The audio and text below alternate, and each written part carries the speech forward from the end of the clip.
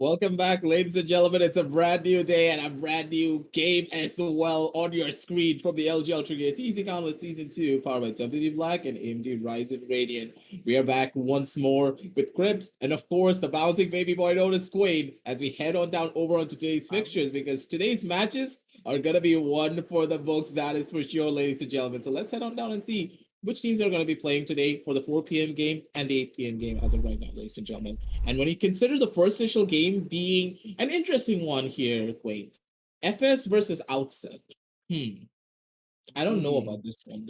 This is an interesting one in my eyes. True. Because like FS, they've had a rocky start. Even in the season 1, they were having a few changes here and there. They were having internal troubles. They found their footing eventually, but in season 2, they're not being able to prove their mettle as much as Outset is, because they've been showing up a lot and they've been taking Outset apart. And not really sure. I consider these two teams as pretty similar teams as when it comes to playstyle or maybe skill level, but I'm not really sure who's going to be winning it out. And later down the analyst desk, when you're going to be asking me as our customer who's going to be winning it out, I don't think I've got an answer for you. So I'm super excited to see who's going to be winning this one out.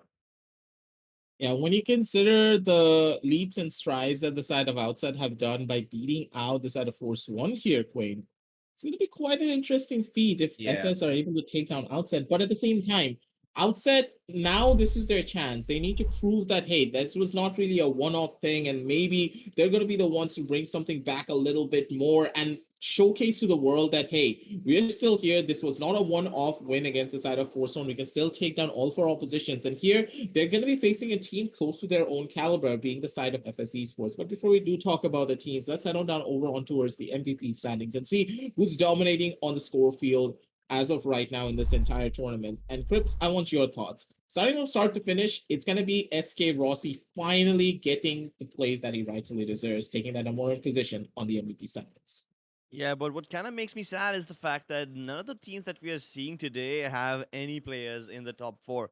Sure, Mm. SK Rossi, SK Wow, both these SK boys reigning at the top. SK They're telling, Powers. yeah, exactly, just SK Bros right there. Mm-hmm. Wonder what would happen if they were all in one team. But yeah, I'm just really Okay. surprised at how often the fourth spot keeps on changing. Just yesterday, Raw Fuel was in the fourth position. Now Night Riders over here. And it's Mm-hmm. like these three people, SK Wow, SK Rossi, and Paradox, have been in the MVP standings since like a week or so now. SK Rossi maybe even more than that. But the fourth place, that always keeps on changing. So there are several people over here who are putting up great performances and who are worthy of being in the top four. It's just that the other three people, Paradox, SK Rossi, and SK Wow, these guys have, gone a bit ahead of what the usual standard is. And they're showing us what consistency really means. When you consider consistency, I believe that all of these teams have a level of consistency to lean back on. But at the same time, when you consider the side of Outset and FS Esports, I would say that the consistency is just not there yet. They're playing it a little bit too slow. Sometimes they're playing it a little bit too fast. Sometimes the shots are just not hitting. Sometimes the aim is there, but at the same time, the team play and coordination does not exist, and that is a problem that both the side of Outside and FS Esports have. When it comes down to individual game skill, though, and their raw mechanical skill, they're an incredible team. But at the same time, are they going to be able to fix those inconsistencies? Because as we head on down over to the group standings, we can see exactly how dire the situations are for both of these teams. Considering that the side of Outset are barely able to inch it through taking that sixth position, and FSC Sports are now in the red, possibly facing relegation here on a 2 points only here claim. I want your thoughts, my man. Are they going to be able to pull off a miracle here and force themselves up? Honestly, I feel like they might, but look at this. Outset Esports and FS are basically at the same level. So whoever is going to be winning this out, they're going to be Mm-hmm. getting that little bit of traction to go up into the upper stages of the ladder. And I feel like FS might have a little bit of an edge. I'm not really sure what happened in that match between Outset and F1, and I wish that I could like review that. But I really think that FS have put in a lot of effort because they've had a lot of time in the first season too, and they've put in a lot of effort from what I've been hearing. So I think that FS might have a slight edge, but then again, we may never know. Outset has won a match up against Force One, so they're a pretty strong contender too. And then talk about the entire group standings. We have our always loved, beloved, more like global esports up there at the top. They have faced one loss, but that's fine. You are always going to be facing a few losses down the line anyway. You're not going to be always having a proper, complete sweep and an entirely flawless win streak. So global esports, they deserve to be up there. And EXO, Valorant, Force One, these are teams honestly that I was expecting at the top of the leaderboard, and they rightfully have gotten their positions right there. And I feel like they are going to be maintaining that, but it's going to be a hard time to do so because this season two has been such a doozy, and there have been so many new teams who have come up, and they're just showing us skills that we've never seen before. So it's going to be a hard time for them. Let's see if they can keep up that performance. Honestly, when I do consider the side of Outset and FS, they have been taking leaps and strides to become a much more of a better team. But let's see how much they're going to be able to tear up the server. So let's get into the team introductions, of course. And the first one on the plate is going to be the side of FSE Sports, ladies and gentlemen, as we head on down over onto their team intro. Because honestly speaking, FSE Sports here, Crips. I think that we know with them, we love them, but at the same time, I believe we know them and love them for completely the wrong reasons at the same time. I love B2 over here and Cactus. These two Yeah. guys keep on switching their roles very often. I've seen B2 play the Jet and I've seen him play the Reyna, the default duelist. But then I've also seen him pick up the Killjoy every now and then. And I keep on wondering, how does one have such a diverse playstyle that you go from the aggressive characters to passive characters in the blink of an eye? I think Coley is the only person who keeps on consistently playing the Astra and the controllers. So he's the one person that I think I actually know about now. Everyone else is just so dynamic. Even Edgeshot, for that matter. We've mostly seen him play passive sentinels, but even after picking up a Sentinel, he doesn't mind going ahead and being the entry fragger. I mean, he mostly is the lurker. He stays away from his team, but we know when situation is required, the Sentinels and the lurkers are required to pick up frags on the other side of the map, and at that point, you're as good as a duelist. So, FSC sports are dynamic that way, but that's my fear. They're a bit too dynamic. They don't have that level of structure and discipline yet, which could be a good thing or a bad thing depending on who they're facing. When you consider the set of FS, you need to consider that, hey, what's the main default that they can lean back on? And sometimes when I look at their squad, I'm questioning what exactly is their default. Sometimes they are trying to play a default, and me and Quayne, one time we were casting them, we were saying that, hey, they need to play default.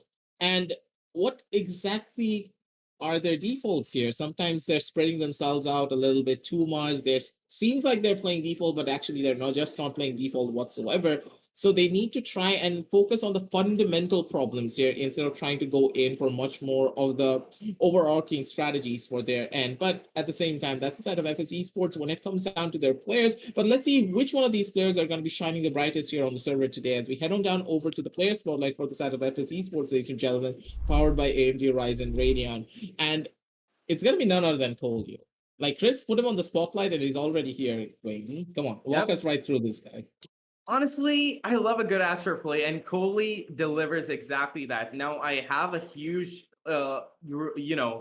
liking for Blackhawk, I know, but Coley's right up there with him, and he's one of the best Astro Most players that I definitely. know. Yeah, he's one of the best Astro players in the country, I might add. But yeah, his KD is not looking that great this particular season, but we've seen what he's capable of, and I'm pretty sure that's going to change in a matter of a few matches.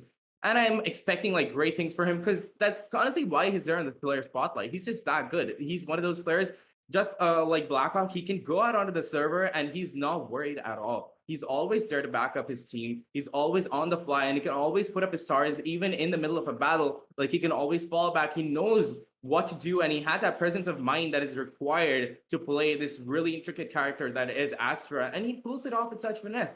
He never is honestly caught off guard. He can always place a few stars here and there, and Mhm. work around that. And sometimes when he needs it in the middle of a battle, he'll always go back. He'll go into his astral form. He'll put up a few more stars. He'll put up the smokes. He'll put up whatever it takes, the gravity wells, the concusses. And the other things, I don't see a lot of players use the gravity wells or the concusses that often. This guy does. He knows what to use where, and he does it beautifully. And he makes his team honestly shine that much brighter because of his own gameplay style. Yeah, I completely agree. Because Colin is one of those players I would say that has an incredible amount of potential when he's on his good days, but at the same time, as we just say that he's one of the best Astro players in the country, but at the same time, he needs to try and fine tune those plays because I think you can agree with me, Point, that sometimes it Yeah. feels as though Coley is a little bit too inconsistent when it comes True, down to true. his utility usage. Sometimes he's playing it super beautifully, the Astro poles, the Astro walls, all of the stuns, they're right on point, and someone's gonna get caught by them. He's gonna get an assist, he's gonna get a vulnerable no matter what happens. Mm. And then there are other moments you're like, where exactly is Coley? Why isn't there an Astro Soul here? Why isn't there a Nebula? Why is there no wall coming on down through on this particular angle? It's a little bit Honestly, of a question mark there. yeah, honestly, I feel like it's sometimes that he's just running it by the book and he's played Astro so many times that he knows exactly what to do and where to put it. He goes through the Mhm. motions, and sometimes he realizes that those motions are not enough and that he Yeah. has to think outside of the box. And sometimes that just fails to happen. He does it in a few rounds, but Mhm. sometimes when he doesn't do that and that momentum starts falling, then the opponents start catching up. It's all about the adaptability when you are playing the Yeah. controller, adapting to the situation, and then properly utilizing your utility is a key factor. And I'm really hoping that the side of FS can pull this one out. But at the same time, ladies and gentlemen, we're talking about the side of FS a little bit too much. I think that this people at Outset are going to get a little bit jealous. So let's head on down over onto their team spotlight because these guys, they deserve a really, really big spotlight considering that these are the guys that beat out the side of Force One, ladies and gentlemen. The third place contenders coming on down through from the season one gauntlet. And honestly, Crips, I want your thoughts on these guys because they have been making leaps and bounds in our tournament. Yeah. Speaking of leaps and bounds, Alex T is the one who will leap over his targets' heads and just decapitate them in the moment's notice. That's the one player to look out for, in my opinion. Everyone else on his team works really hard to set him up for success, but I think Outset Esports are the one team that does not follow any rules or does not follow the meta as much. They play by their own strengths, they play whatever they think is right, And sometimes it works, sometimes it doesn't. But what I love the most about this team, and this is something that I pointed out yesterday as well, um, it's about having an identity of your own. It's about identifying your own strengths and your weaknesses, and Outside Esports know themselves inside and out. That's the best part about them. We saw teams like FlameX Serenity yesterday struggle against Team 69 simply because they don't know their own playstyle. They haven't explored their own strengths as such yet. That's what Outset does really well, and that's the best part about them. Mhm. Like Outset as a team, they are trying their hardest to try.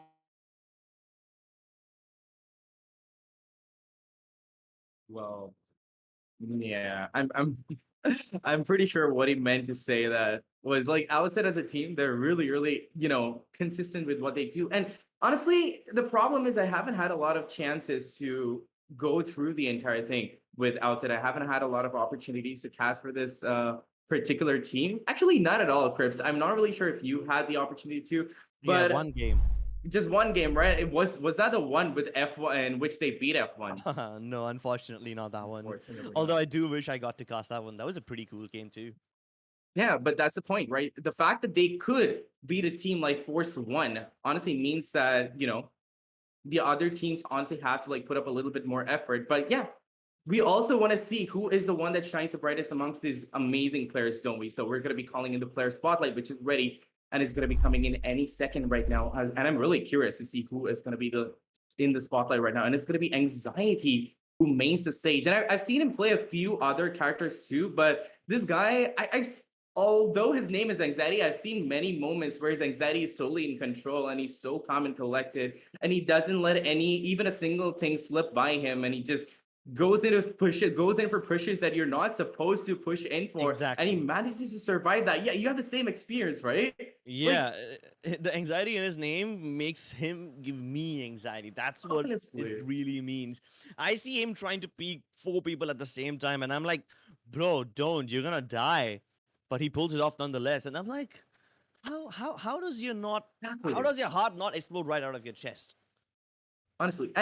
Honestly, if you're thinking about that, you would expect a better KD, but it's just because of that initial frag that he gets that he dies out a little too often, and his KD is going to be what, 91, 120, which is not the prettiest, I'll agree, but he's had a few rounds, not even a few. I've seen many rounds in which this guy's honestly changed the entire flow of the game, and rounds that Outset would have like no business winning out. Anxiety has turned around and honestly won the entire round out for his entire team. And I'm pretty sure it wasn't Outset when I was casting for Anxiety because I've seen this guy in action. Not really sure what the team was before, but nonetheless, this guy deserves to be in the player spotlight because he's one of those aggressive players, although he's playing characters like Sage.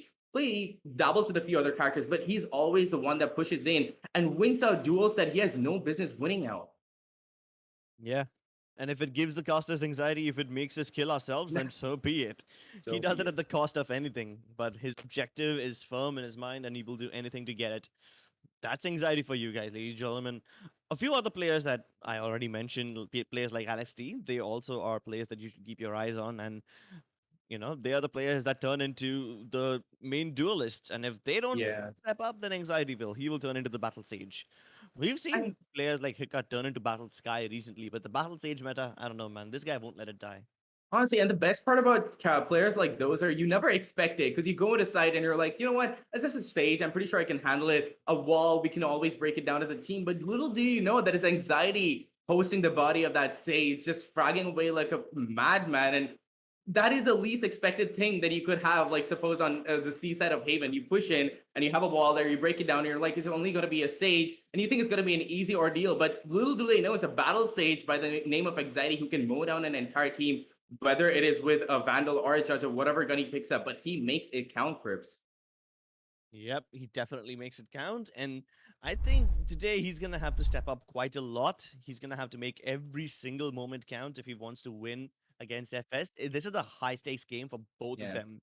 Both of them have similar points on the group standings, and anyone who wins this game will take a decisive lead and maybe even reach the safe areas. Let's take a look at what maps these guys are going to be playing on, and then we can determine which one of them will have a lead. Yep. And I was expecting a Right. normal sort of, our normal bind split and all of that, but no, it's gonna be Haven, Icebox, and Ascent. Perfect. Haven, yeah. Perfect indeed. Haven being picked by Outset, Icebox being picked by FS. And honestly, that goes to show FS is one of those aggressive teams. And I've always seen those aggressive teams really going in for those Icebox picks, the Breeze picks. Okay, Breeze is not that much of a pick, but then Icebox, Ascent, Haven, the maps in which you can, play around with and you don't really have to worry that much about the defensive side of things. And FS is one of those teams, the aggressors, the rushers, and they honestly pull it off really well. And then we have Outset on a similar skill level. I'm not really sure if they're that much of a pusher, but Haven is a map in which you can flank a lot. And FS, I'm pretty sure, are very comfortable on the map of Haven too. So I'm not really sure if Outset can outperform more like the team of FS on the map of Haven. And I'm a little dubious about that, but I feel like they can. I'm pretty sure they're going into that confidence that they're good with that map and they will be able to beat it out. I mean, come on, if they're going to be able to beat out a team like F1 on more than 2 maps at least, it's quite an impressive feat. And I really, really feel like they might be able to take their respective maps. And I feel like we might see a decider coming into play. And yeah, the decider is going to be Ascent, right? That's the perfect thing to ever happen. Just yesterday, I was discussing with Floki how Ascent is the worst map to start on because it's, a very even sort of a game. And if it comes up as the third map, then that's perfect because Haven and Icebox both are very strategically heavy maps. And at the end of it all, if it does go to a third map, you don't want to think about your brains too much. You just want to frag out and show off what you're made of. So Ascent is perfect for that. It's the perfect brawling map. And it's the best map for, a decider. It's the perfect way to end the series. Most people end their meals with dessert, but we end our games with a brawl. With Ascent, yeah, pretty much. Is gonna be perfect for it. There's literally a gelato in Ascent, so yeah, there's your dessert. There's pizza as well. A lot of people do like pizza as dessert. Some like it with pineapple. Main course and a dessert, huh? Okay. Oh, come on. I have seen a lot of people actually use pizza as dessert, and so are ladies and gentlemen. I personally had a little bit of a technical issue, so Quinn had to take over, but hey, I'm back once more. I heard the analysis, but at the same time, a little bit of a question mark when it does come through the very last map being Ascent. That's not something that we see, but at the same time, it's something to be excited for as well. But one more thing before we do end things off. I want a couple of predictions here, boys, because it's the casual time to hate the casters for the chat. And starting off with Cribs, what's going to be the prediction? I think I'm going to have to agree with Quaid over here. He said it right at the start. Both these teams are on a similar skill level, and there's really no predicting who's going to be the winner over here. And I don't know. I mean, do you really want me to pick one? Because at this point, I'm just going to be picking up for the sake of it, just to, give you an answer. But I don't mean it with my heart. Yeah, just say. Just give me your best analyst perspective for this. Outset Esports. I have no reason to tell why. Okay. It's a gut feeling. Okay, then Quaid, it's your turn. Say it. Honestly, like he said, I said in the beginning, they're on a similar skill level. I don't really want to call names out, but just because Krips said Outset, I'm gonna go with the FS. So we have a little bit of rivalry going on over there, and maybe a possibility of a bet because that has worked out for me before, and I've yet to reap the gains of that. But sure, I'll get to that eventually. But just for the sake of a little bit of camaraderie and a little bit of shove and chip over here, I'm just gonna go with FS to see who's gonna be winning it out, whether it's gonna be Krips' side or it's gonna be my side. Honestly speaking, the stage has been set, ladies and gentlemen, and who's going to be the better analyst here right at the very end? We are all going to be having to wait to find out. But at the same time, for the side of FS and Outset, it's time for them to step up massively here on the server. And I'm going to be sending these two down over to the casters to see it all and then commentate for you guys as well. And we're going to be back with the real shortly of the casters, ladies and gentlemen, with the LG Ultragear TC Gauntlet Season 2, powered by WD Black and AMD Ryzen Radiant. We'll catch you in just a little bit after a short word from our sponsors.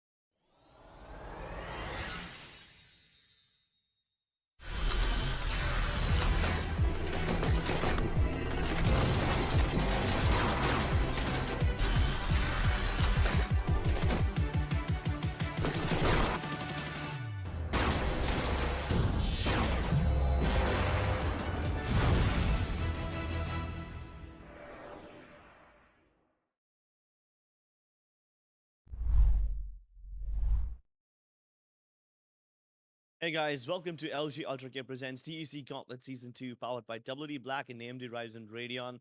Today, we are about to see FS Esports take on Outset, and this is going to be a very even Stevens game as far as I can see. We'll take a look at the maps and see where we are headed, but honestly, Quaint, I don't know what to expect. I mean, aggressive being aggressive, he made us, Yeah, do predictions. Like, why? honestly. In maps like these, I don't even want to do the predictions. I just want to sit back and just cast, just have fun. I wish I could sit Exactly. back with a bucket of popcorn, but then I can't speak when I'm eating. So I coffee it is, I mean, guess. I mean, you can just like drop that coffee. You could get like some other form of caffeine. You can get yourself a can of Red Bull. Definitely Yep. not a sponsor. Yeah, you can always go to the description. Even you guys, you amazing audience, you can go down to the description and grab yourself a can of Red Bull because there are 3 amazing flavors. And honestly, I don't think I've tried one of them, and I really want to. And they taste amazing, and honestly, keep you energized for like 4 to 5 hours of pure energy. So you should get some of them to power you through the entire game. But yeah, you're right. These kinds of maps, these are not the kinds of maps that I want to get predictions for it, because it's not even about the teams. These maps are so wild that it could change in the matter of a few seconds. Then one wrong push, one stop in momentum, and it's all gonna go downhill, and it's all gonna spiral from there. So on top of that, these two teams are very similar in skill level, like we already covered. So these two teams on these two maps, it's just unpredictability at the highest form. Exactly. When teams are on a similar skill level, I don't want to predict. Whether it's FS versus Outset, or I don't know, maybe something like Velocity versus Global. I don't want to predict. I just want to sit back and have fun. Exactly. But hey, luckily we won't have to wait too much to get the map started. Let's jump right into the agent selection for Haven. And let's see who it's gonna be. Oh boy, Alex C and iGod are gonna go with their usual Jets. I always like to pick out the Jets first to see who has, the confidence enough to pick up that character and hold that responsibility to be the actual aggressor, go in and get the kills. And it's gonna be iGod and Alex T today. And these guys, honestly, they're always on that Jet, and they're those players who make the Jet character count. And they're the kinds of people who make Jet look like Jet. And I love them for it. Smoka today, Smoka is going to be going for a Phoenix like he normally does. Coley with his usual Astra pick, Edge Shot with a Sova, and B2 with a Cypher. B2 without Cypher, honestly, he's one of my favorite Cypher players because he just does it so effortlessly, and he places those trap wires in the middle of a battle, and you'll never know where those trap wires are kept, and you'll almost always end up running into them. So he's one of my favorite Cypher players. And as for Outset, though, they're having a similar lineup, but instead of Astra, they have a Breach. Now, that is interesting. Breach being an initiator, they're going to have a little more of, flash work to play around with, but I don't really know if it's going to be counting for them. But then again, I'll give them the benefit of the doubt on the map of Haven, though. I think a flash might be worth it. Yeah, so both the teams have similar lineups. FS have Phoenix in form of the Flasher. Outset have the Breach. Yeah. I think the only advantage the Breach has over the Phoenix is the fact that you can use the Breach flashes to get your Jet into those cool positions and set her up for success. For the Phoenix, though, you're basically going to be playing all by yourselves and healing yourselves and whatnot. So that's the thing. Also, 2 other players that I really want to keep my eyes on are the Sovas. For FS, it's Edgeshot, and for OS, it's going to be Cyrex. These 2 players are going to be super important because as far as I know, these teams like to, take it slowly and take it methodically. At least they try to take it methodically. So yeah, the Sovas are gonna be they're gonna be playing a big role. And Coley has the new knife already. It's been out for a day, and he spent his money on it already. Okay. Yep. But we have to be hopping straight into the game because the first round has already started, and look at that. Off the bat, both of these aggressive teams are doing what they do the best. They're gonna be aggressive. And the defenders, they're just not even gonna hold side. They're just gonna be pushing down A, and they're gonna be going in for that flank. And to be honest, I never expect the attackers to be pincered in the first round of the entire matchup. And FS, I mean, I've seen them aggressing before, and sometimes they've paid the price for it, and they've honestly fallen back before. So I hope that if they realize that that is not their best strategy, I hope that they're going to be switching it up. But this is what they're going to be trying out for the first time, and iGod is the one who's going to be leading the charge. And this guy's aim is honestly impeccable, so I really trust him with that ghost. I'm pretty sure he can put up a few frags, but look at this.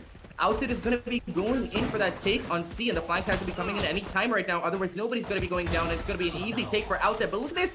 B2 gets one kill and falls back with the help of Astra Smoke over there. Amazingly placed, but FS is facing at first.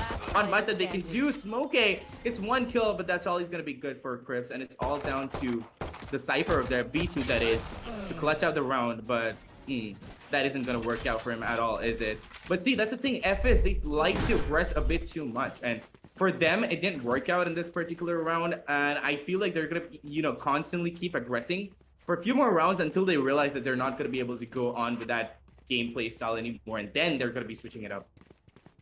So iGod could have been a very key player over here. Unfortunately, he did not get into action soon enough. His team started to lose players towards C, and then he started to come in for the backstab. I feel like if he acted first, he did act first, but instead of fighting, he just decided to hide in a spot where he thought he was invisible. If he decided to pick up a fight first and then fall back, maybe things would have been different, just like he did right now. Shot doesn't get it, but hey, at least he's able to get back to safety without taking any damage. And looks like there's just going to be going in for a different side to see how all the sides fare and how they're going to be positioning all their players. And FS, they're not even standing a chance right now, Cribs. They're always going in for their aggress, and it's not working out for them. Like I said, they're going to do this for a few more rounds until they realize that it's not going to be working out for them. And the spike has already been planted, and 5 players are still alive on the side of Outset. They all have Spectres in hand, so FS is going to be going down one after the other. But Breach could have saved your teammate there, buddy, but no, he gave FS that window of opportunity to come in with their sheriffs and get those kills and equate the playing field. Headshot over here gets a ding on Infinity, but he's going to be taken out by that Spectre, which is going to be the superior gun. But this is good damage, and more damage coming out from B2 on the second round. So this is honestly not that bad of a round at all, because they've done a lot of damage in spite of the other team having a lot of Spectres. And now a full buy is going to be coming out from FS, and I hope to God that they're not going to aggress. I think all those 3 kills can be credited to Coley over here. He was the one who was able to trap 2 people inside that gravity belt, make them all vulnerable, just paper enough to be taken down by the classics, which is great. You need those kind of plays very often. There was another mistake that OS did in the first round, I noticed. It was Alex C. He put down a smoke on the C-side box, and then the breach flashed through it. And B2 did not get flashed because the cloudburst protected him. His own enemy's cloudburst. So those are the 2 things I've noticed in the 2 rounds so far. But now that we've got bigger weapons on board, I want to see what happens when these teams decide to kick it up a notch. Indeed, and kick it up a notch they shall. And looks like Outset are deciding to go in for that C take again, but Coley's completely flashed. Doesn't see Alex C coming in calmly and taking one player out, but Alex C had no support at all, Crips. There was a huge frag potential there. A lot of kills could have gone down from the side of Outset, but nobody pushed in. But still, Cyrix is going to beautifully one-tap iGod. Brings it down to a 3v4, and they don't really have the guns to work around with, but they're still managing to pull it off, Crips. Oh my god. Even the backstab from Infinity didn't work. He came all the way from Garage. Had the time. So here's the thing. I mean, Team OS, they were challenging FS enough towards the C side. They even got the picks. Yeah, sure, Alex T could have done a lot more than what he did. But the fact that they let that Astra sneak past Garage, that is a big problem. I hope they don't repeat these mistakes.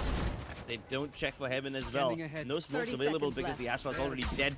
Shock darts might just kill the planter. If not kill, at least damage them quite a lot. And now Smoker knows exactly where his enemies are. One of them being tagged, about to get pre-fired. It's just Broken left with no weapons for himself. FS finally able to put up a round, but consider this, they had a buy. Yeah, OS exactly. had barely any sheriffs and inspectors, so they will be completely fine with losing this round. They even got the plant, which means they've got enough money to go for the buy in the next round too. And not just the money, they've done a decent amount of damage. So Yeah. right now it's not gonna affect FS that much because they've got a little bit of money. But down the line, it's they've broken that little bit of momentum that FS could have gotten going on. And right now, I think Outset has the upper hand. Even in terms of money, Outset have the upper hand. When it comes to the number of rounds, Outset have the upper hand. The only place where FS really beat them is the availability of ultimates. Smokey has run it back to really change things up. And he's already using it. Let's see what he does. Going all the way down towards spawn. Even the gravity well was put up so that he will get a little bit of advantage if there's someone staying over there, but Cyrix will negate that ultimate very soon. Alright, so now the problem child has been dealt with, but can they deal with the other people who are looking to push up? But that still isn't going to give them any advantage because no kills have come out and the information is still not there. FS has no idea which side OS is going to be taking. All they can do is go out on a whim because at any point of time, OS could just switch it up and go to A side, but they're going to be opting for that C take anyway. And in my opinion, in the map of Haven, Garage is the weakest link, and OS seems to understand that. They're trying to take control. They have proper control of Garage, and all they have to do is wait for somebody from FS to push in, which looks like, by the look of things, it's going to be iGod who's going to be going down to Alex C's hand first. But Alex C, look at that trigger discipline. He's not aggressing at all. He's not giving away any location. He's not giving away any information. And he's playing it really calm. He's waiting for his teammates to push in, and he has to push in right now. Otherwise, Outset is just going to be annihilated by FS, and that's exactly what is happening. But now, Alex C decides to push in, but it's a little too late. The smoke is right there to take advantage of that and shut them down, and picks up a 4K for himself. That was really good execution from Outset, but the timing was just not there, Crips. Honestly, if Alex T pushed in a little earlier, there could have been so much damage that they could have dealt. But no, he just decided to stay there. And this is probably the second time he decided to hold his ground and it didn't work out for him. Yeah, but consider this, they were able to sneak into Garage 2 rounds ago. This time, at least FS were able to put iGod over there. Sure, Yeah. iGod did not know that Alex D was directly under his nose, but at least he had the idea that Garage was vulnerable and he stayed there long enough to let the backup come in and not let Garage get leaked. But And honestly, if the Garage leaked a little bit earlier, Smokey would have died right there without taking Yeah. the 4K. Like, he had a flash in his hands when Alex D decided to peek him. Now, he was lucky enough to get the timing right and blind Alex D, but he should have died right there if Alex D was even like 2 milliseconds faster. Exactly, that's my point. FS have gotten a little ahead in their strategy, but it's just not enough because Outset are still beating them in the field of strategy because they're just going in for takes that FS is not being able to predict, and FS, they're just going in for aggression that they don't even have to go in for. Look at this, Smoke yet again going in for an aggressive push over there. Doesn't really do any damage, gets a little bit of information, but little does anybody know where OS is going to be taking their final stand. And look at that, another aggression coming in from iGod means that he's going to be facing death because Infinity takes him out with a Sheriff and picks up a gun for himself. Anxiety over here soloing on C's side, tries to take out Coley, but Coley is not going to be having any of that, takes him out. Over here, on the other hand, in Garage, Smoke is going to be getting 1 kill at least. Putting, I mean, kind of equating the battlefield for themselves, but it's still not going to be enough because it's still an eco round from Outset, and the utility usage is just on point, meaning that kills are just going to come in left, right, and center. That's exactly what they're doing. 2 kills more, and there's only Coley who's left out to clutch out the entire round, Crips. They started with just 1 Vandal and 4 Sheriffs. The Hero Vandal on Alex T paid off dividends as he was able to get 2 kills, and then the Sheriffs also did a lot of work. Now it's Coley stuck in a 1v3. He's got the Cosmic Divide, which means he can use it to shut down the A-Link, but he will never check C-Link. Infinity will punish him for it. Oh, and he managed to pick up the Phantom too. Pretty sure everybody's a fan of the new skins that have come out. I don't like him. Oh, come on. It's not that bad in my opinion. I've seen better skins, yes. But it's very similar to the Origin one, if I might add. At least it's better than Blast X, so... eh. Yeah, I can agree with that. Even the melee is pretty good. But yeah, here's the thing. Wait, does that play music? Yeah, it does. Kind of distracting, to be honest. True. And I feel like Coley is honestly pulling out his melee just to listen to that music. And if you can change up the music with that skin, that's gonna be something that I might, buy. But here, this is Kind of something. seems like a lightsaber, doesn't it? Actually, it does. Power. Yeah. Yeah, but then it starts playing some lo-fi music instead of the Imperial March. So yeah, that's a little disappointing. True, but speaking of buys though, FS doesn't seem to be having a proper one, and they're probably going to be paying a hefty price for it right now. Headshot over here does have a Spectre for those close range fights, but IGOD steps out at the right time and gets a kill. And Outset, they have to realize that this push coming into A side is not going to be working out for them. They have to fall back and try for a different site. But here's the thing, FS being that flanky team that they are, they're going to be setting up everybody that they can for those rotates to come in. And once they do go in for that rotate, there's always going to be Coley to catch them off guard. But look at this. Oh, no. B2 decides to push in through that smoke, and Alex C is going to have the quicker reaction time to take him out, and he's going to be getting a second on smoke A, probably a third, and he does. Picks up a 3K for himself, clears out the entirety of A side for his teammates, and that's going to be that. The spike plan is going to be going down, and the retake scenario has been set up for the entirety of FS, and I don't really think that it's going to be that easy for them to take back. This was a great read from the side of OS, but still things are not confirmed yet, as a 2 versus 3 retake might just be possible from the side of FS. They have spotted out Coley. The only person that they don't know about the location of is IGOD, and with the operator, I'm not sure if that's the best place to come in from. Last player standing. Gravity well to get rid of anyone under heaven, but they won't even peek him. And the fault line is perfect. The coordination with the breach is so on point this time with Forkin. It was amazing. OS started to be a little bit of a trouble child down in Suver's area. Smokey and his teammate Edshot and IGOD, they played a really good bait and switch setup. Like, Smokey activated the run it back in a very awkward situation, and I thought that OS will definitely rush down to kill him, but the moment Smokey respawned, IGOD and Edshot positioned themselves and they got a kill. Yeah.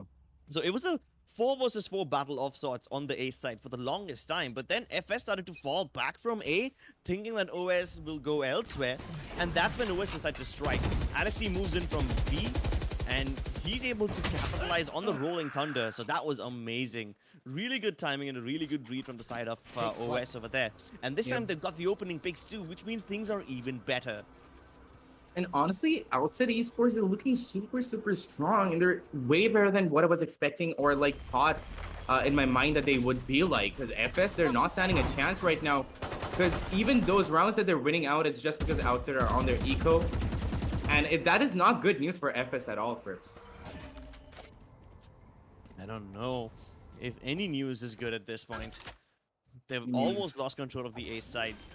Spike now being planted. Maybe they can go for some Hail Mary plays, some shot dots, but no. The only Hail Mary play was dropping down heaven straight into hell, into the crosses of Alex T, and he might be set up for more. Not looking too healthy right now, but that is completely okay. This is just a throwaway round for FS anyway, and they're just looking to deal some economic damage. And I don't really think that they're going to be doing any economic damage at all, because that jump down coming in was a Hail Mary indeed, but it didn't work out. But Coley, that beautiful flick and lock onto the head, gets 1 kill at least. But that 1 kill, I don't think is going to be dishing out that much damage to Outset, because they still have a lot of money to work around with. So that's not going to be any economic damage at all. They're still having a full buy. FS, on the other hand, they're again facing down dire straits. They have a decent buy, but IGOD is probably going to be playing with his Blade Storm right now. It's just picked up a Frenzy. It's going to be playing with his Blade Storm, but I don't really think that's going to be working out for him, Crips, because right now, Outset, the way they're pushing in, the way they're waiting for FS to push in and aggress, it looks like they've done their homework and they know what the way that Outset, the way that FS plays out. FS really have to do something about this. Smokey got taken down.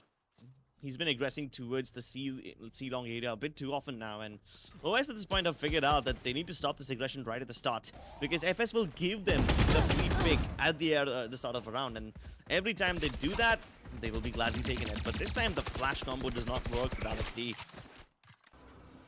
Headshot manages to avoid it, and now he doesn't spot even towards mid, which means his jet can go ahead. And the camera did not spot him. Oh my god, this could be big. They will now realize that everyone's coming towards the C side, with the exception of the Cypher staying towards the C base. And that is it. He's going to be engaged in a long duel with IceGod. It was a long and drawn-out duel, but hey, once again, FS, the moment we count them out, they are able to hit back. And at this point, I don't know what's worse. The fact that OS are able to string rounds together, or the fact that every time they're about to hit their peak money, FS are able to break it. And it's like not they're even getting- bad. It's... Go ahead. Yeah. No, I didn't really want to stop you, but what I'm trying to say is it's just that I was kind of expecting FS to, play a little more passively a little earlier, and this was the only round that I saw them playing passively, and it worked out for them.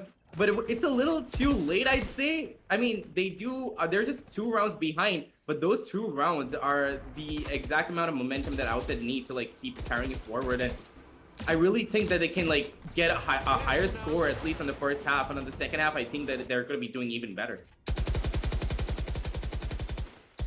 Slow and steady wins the race. That's what FS say this time around, and they've completely left the A site. They're just letting the Opper stay over there in the form of the Jet I got, and everyone else is focusing on Garage and C. And for good reason. OS have exploited the C side many times before, and in case they decide to go B, there are utilities to stop them. The gravity well will be activated the moment the trap fire gets triggered.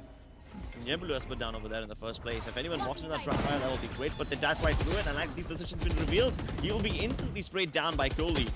Now, no follow-ups available on the side of OS as well, which means they've lost Alex T with no trade. And while they're trying to explore the avenues on B, I got picks off Forkin on A. So now they don't have the flasher, nor do they have the dasher. What will the remaining 3 players do? Infinity has one answer, but he will be quickly shut up before he can say anything else.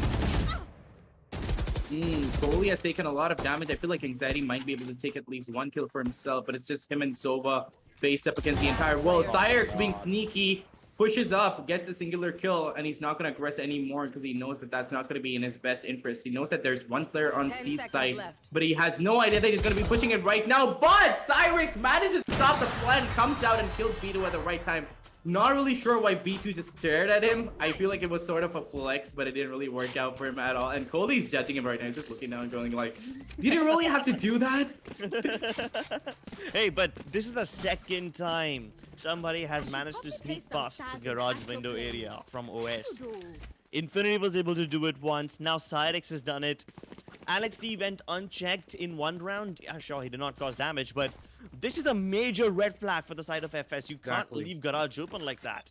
And the funny part is, there were so many players defending it right at the start. True. But then they all moved out of position. But exactly, that's the thing. Once FS gets a little bit of information, they instantly go in and they, go in for that rotate. And they're like, you know what? They're probably going to be hitting this. But Outset, they're wiser, they're smarter. And they're like, you know what? If there are so many people here, we're just going to go in for a rotate, or we're going to go in for the little bit of a flank. And it's always that garage position that is compromised, and it never works out for FS at all. And if they're not going to be rectifying that, they're not going to be able to win this map out at least. Because Outset, they're looking super strong, and looks like Alex T might pick up the first kill, but no, I got being quicker with that crosshair placement, gets that kill on Alex. Picks out 1 player, but 1 player is not that much damage, because I got himself is tagged to a very low HP, and Outset could still make this happen. FS, they've got the right idea. They think that a rotate could come in, and Anxiety always being on the flank. Oh. So close. I know, right? Yeah. Like, honestly, if Coley hadn't put in that star up at that time, Anxiety would have pushed him, and Coley would have been for sure dead. But that also means that he can't go in for that B side. He knows that B side is a little emptier, but B2 is there to, protect the entirety of B side on it by his lonesome, and he managed to get 2 kills for himself. And I don't understand why Outset are just taking individual fights at this point, and they're not, aggressing together anymore. Because when they were aggressing together, they were making a storm, and FS wasn't being able to, be at the eye of the storm and be the calm of the storm and, take the fight back to them. And right now, Outset, that's the only thing they have to do. Once they realize that one side is a little too heavily guarded, going for the rotate, but going together as a team and don't always go in for individual plays. Exactly. They sent 1 player individually towards garage. Alex T died towards A long, then Forkin again individually towards A. The only place they went in together was the B side, but then B2 was able to destroy them both, even though they double peaked him. So, yeah, even when they do go in by themselves, they get taken down, and even when they go in together, they get taken down. So there's no winning, absolutely no winning for the side of Team OS. But hey, at least it's 5-5, and they've got 3 ultimates, so this could be big. They've got the Hunter's Fury now, which can be used in many ways, be it to clear out the more common angles or post plant. Honestly, yeah. So I feel like Outset could be winning this round out, and it's exactly what I was gonna say. It's kind of neck and neck right now, 5-5, so it's not that big of an issue. And I feel like they've still got a long way to go. And on the other side, on the defense side, I feel like Outset are gonna be doing a better job. But FS, they're seeming to understand, they're being able to comprehend what Outset is all about, and they're realizing that an aggression is not gonna be in the best interest for them. And they're being a little slower with their takes, a little slower with their retakes, a little slower with the defenses, and they're falling back at the right time, and that is really good for them. But right now, Outset, they're on an economic break. They don't have the money that it takes to get the guns for themselves, so they're going to be on Sheriffs, a Classic, and a Spectre. So I'm not really sure if it's going to be working out for them. But we've seen miracles happen at the weirdest of times when there's no money left on the left in the hands of the teams, but they managed to pull those rounds out anyway. So I feel like Outset might be able to pull this off. But here, hey, this is what I wanted to say. That skin, though, that's basically the definition of a gamer's paradise and an RGB gun. RGB. Literally. Reminds me of an ad campaign I did a few years ago, but I'll speak about that later. A contact play towards A. This could change things. There's only one tripwire to stop them all, and they're all coming from long. None of them coming from short. The camera hasn't spotted anyone either, so this could work. There's only 2 people present on the A site now, but when they hear so many people stepping into the cyber cage, they will fall back. They'll give up the site, and they'll hope to play for a retake. It's working so far. Not anymore. Yep. Hunter's Fury will probably stop the plan from ever happening, and while they're busy dodging the laser beams, everyone will try to go inside, but Anxiety under Heaven, he will be able to get a couple of kills. B2 will stop anyone else from entering, so now he knows there's one player trapped underneath, but Infinity will blow his head off. Both the players now positioned in a crossfire-ish of angles, so Soa can't go in all by himself. The shock darts probably could have damaged Infinity and killed him, but he's gonna have to wait for his teammate Phoenix to come in from the other side. 2 versus 2. And he's not going for the backstab, instead they decide to peek together. But they can't play together anymore. Smokey was going towards the defender spawn just so that he could play along with Headshot, but Headshot dies before he can ever arrive, so that's the end. And he's gonna catch Anxiety napping. And that position is going to be given away, and Infinity is going to be going down to the hot hands.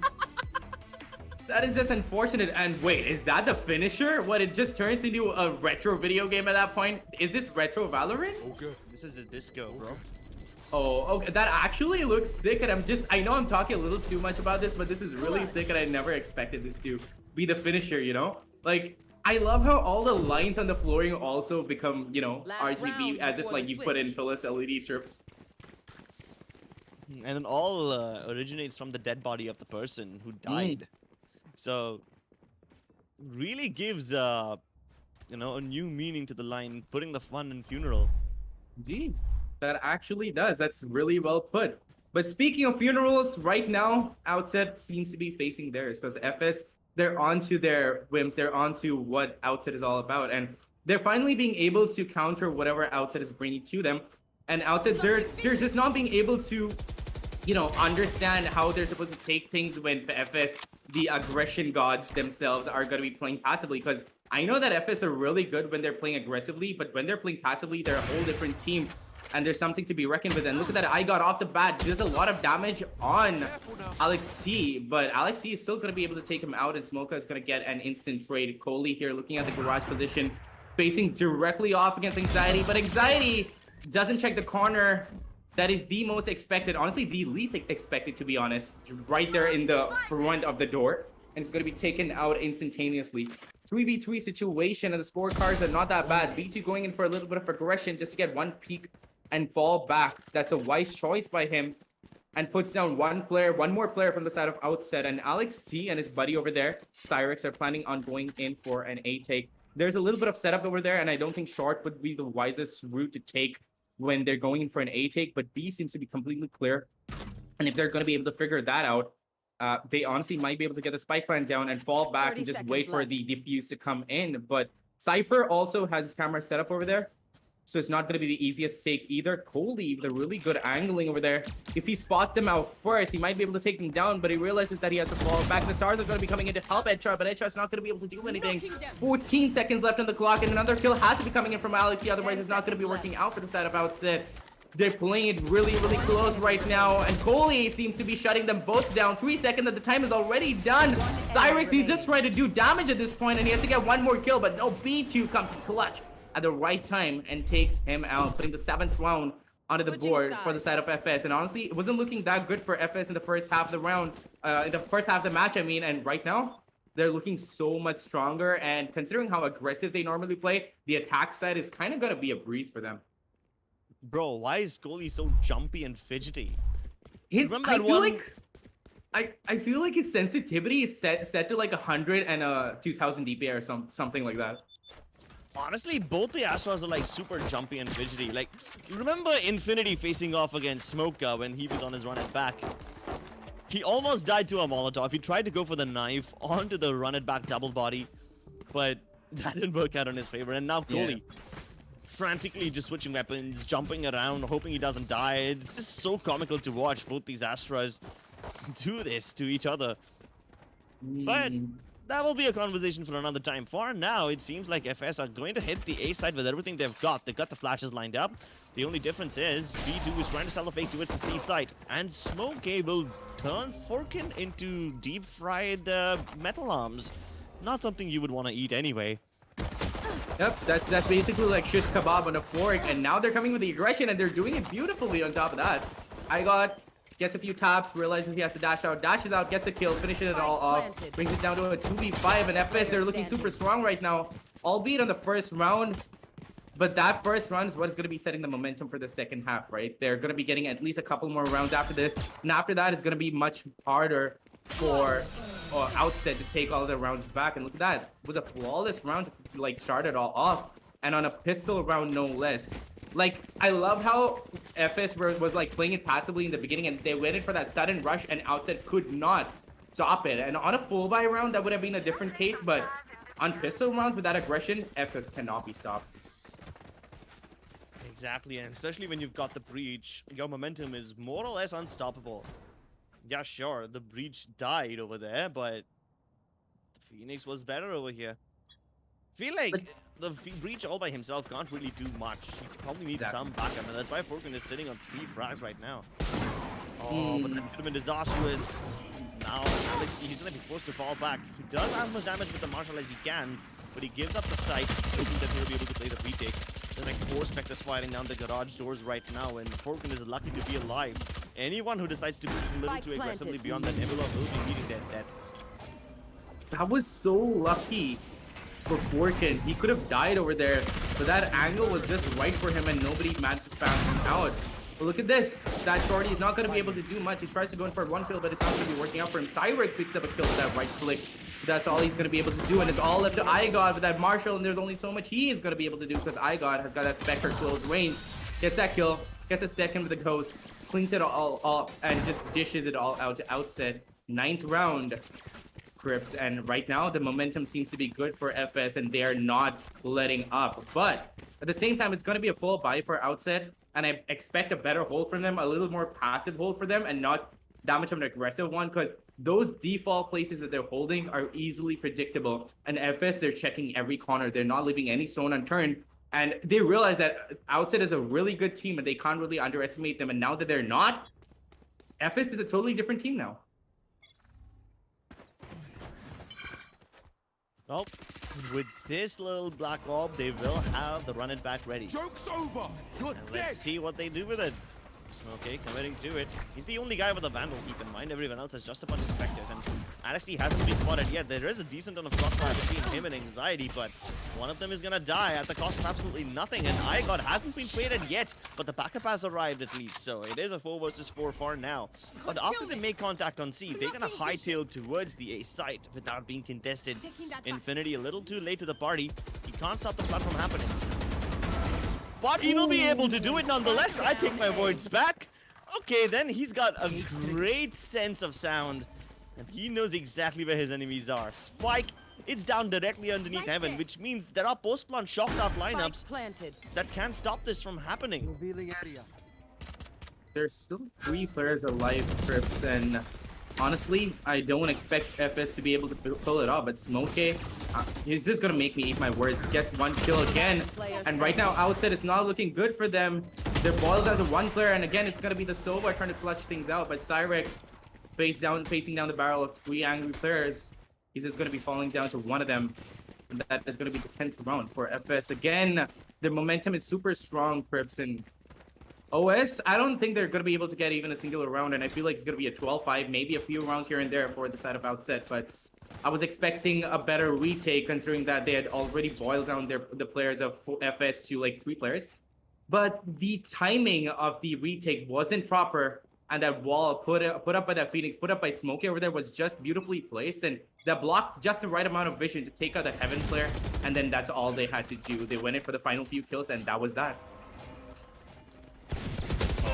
Oh no, that was a little sad from Anxiety. But hey, not all is lost. This is just a weak round, so they don't expect to do much anyway. All they need to do is do a little bit of economic damage. That's exactly what Cyrex and Falcon are doing, but Coley, he goes above and beyond of what's required to kill him. But Infinity, with the bad manners, of course you will pull out the knife in a round like this. You've got nothing left to lose, so you might as well inflict not just some economic damage, but maybe some mental damage too. And that's gonna hurt them quite a lot. Just hope they don't take it personally. I still don't think they're going to be phased because FS, they're looking super strong right now, and they're just playing with their food. Cyrex, he knows that he can't do much, and he's all the way to pack down to 27 HP. He's going to go in for that save, but FS, they know that he's going to be doing that, so they're going to probably go in for that hunt, but it's kind of a risky play right now. They have to go in together, but they're not. iGod and Smokey, they're going to be covering 2 corners. They're going to be covering 2 lanes, trying to go in for that hunt for Cyrex, and Cyrex knows that he's being hunted, and he's going to all go all the way down a lobby to save his gun, and that was a wise choice by him, but they can't really pull up that many more of saves right now. They have to go in for a full buy, and it's going to be a, you know, an iffy one at that, because the next round they're not going to have any money at all, and it's going to be getting really, really hard for them really soon. One round away from map point. And FS once again have the 2 most impactful ultimates ready, the Run It Back and the Cosmic Divide. If Smokey can liberate the site with his ultimate, then Coley can use his to make the retake a little easier to defend. But there are 3 people on the C side, and I don't know if that's going to be an easy nut to crack. They're going to try nonetheless. But FSI got leading the charge. His teammate Smokey caught near behind, but they will be able to get those kills. This is such a weird thing to see. Imagine 3 defenders being on a site, but they still all die, and C-side goes in the favor of FS. They lose 1 player, but that 2 to a lurk, so there's basically negligible damage over here, and iGod still has the style points for them. Wow. FS winning just on pure brute aggression.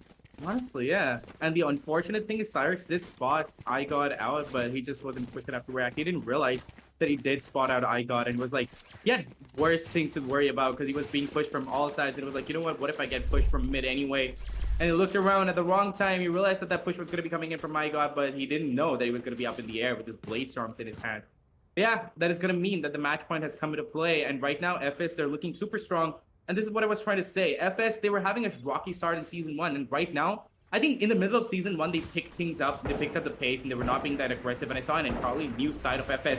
That's what I was expecting to see. I didn't see that for the first few rounds, but right now, this is the FS that I know, and they're bringing the thunder. They're not waiting at all, but at the same time, OS, they've got what it takes, and I got him alone. He's going to be taking out 2 players with 1 spray down, brings it down to a 2v3, 2v4, my bad. And then again, Coley equates things out. Picks up 1 more player, 1v4 situation. It's all up to Anxiety to get the kills for himself. Gets 1, but he's not going to be able to get any more because there are 4 people there. But that was a good try nonetheless. And honestly, kudos to them, but congratulations to FS because this FS is exactly what I wanted to see. And I hope that I'm going to be seeing this for Icebox too. And considering the fact that they won out a map pick by Outset, I'm not really sure if I want to, rely on history repeating itself because every time that I've seen team winning out the map pick of some other team, the second map is always going to go to the other. Yeah, it always happens. So if Outset is going to be winning out the second one, the third map, which I'm really excited for, is what we have to wait for. It was such a chaotic last round. They move into B as if they own the place, as if it's got their name written all over the property, and they don't even care about dying or anything. I mean, OS had to pull out the desperation moves. They used the Hunter's Fury in the most inconvenient location. The Astra died because of it. Infinity died to his own teammates, Hunter's Fury, and then the Sova died too because they pushed all the way inside. They go from A to A link to the A side, and they are still not stopped. They don't even care about planting anymore. And you can see that by Coley's attitude. He was just running around, not caring, with a knife Yeah. in hand, still looking to do some disrespect. And I don't I know, mean, man. And if FS just keep on brute forcing their way into these sites and yeah. still walking away with it, that's a big, big problem that OS have to deal with. And honestly, I was really shocked that Outset was winning out the first few rounds, but it was honestly because of FS being so aggressive and Outset was being able to counter that. But I really want to see and go through all of that again. And the match highlights are ready to help us with that. I'm gonna be jumping straight into that, and I can talk a little bit more about it. But here's the thing: FS, they were being aggressive as always, as I've known, come to know them to be. And I was expecting them to switch it up, and they did. And for the better, honestly, because every time they were aggressing OS, they were ready. They knew that FS is the kind of team that aggresses a lot. But little did they expect FS to play a little more passively. They haven't seen this side of FS before, I feel.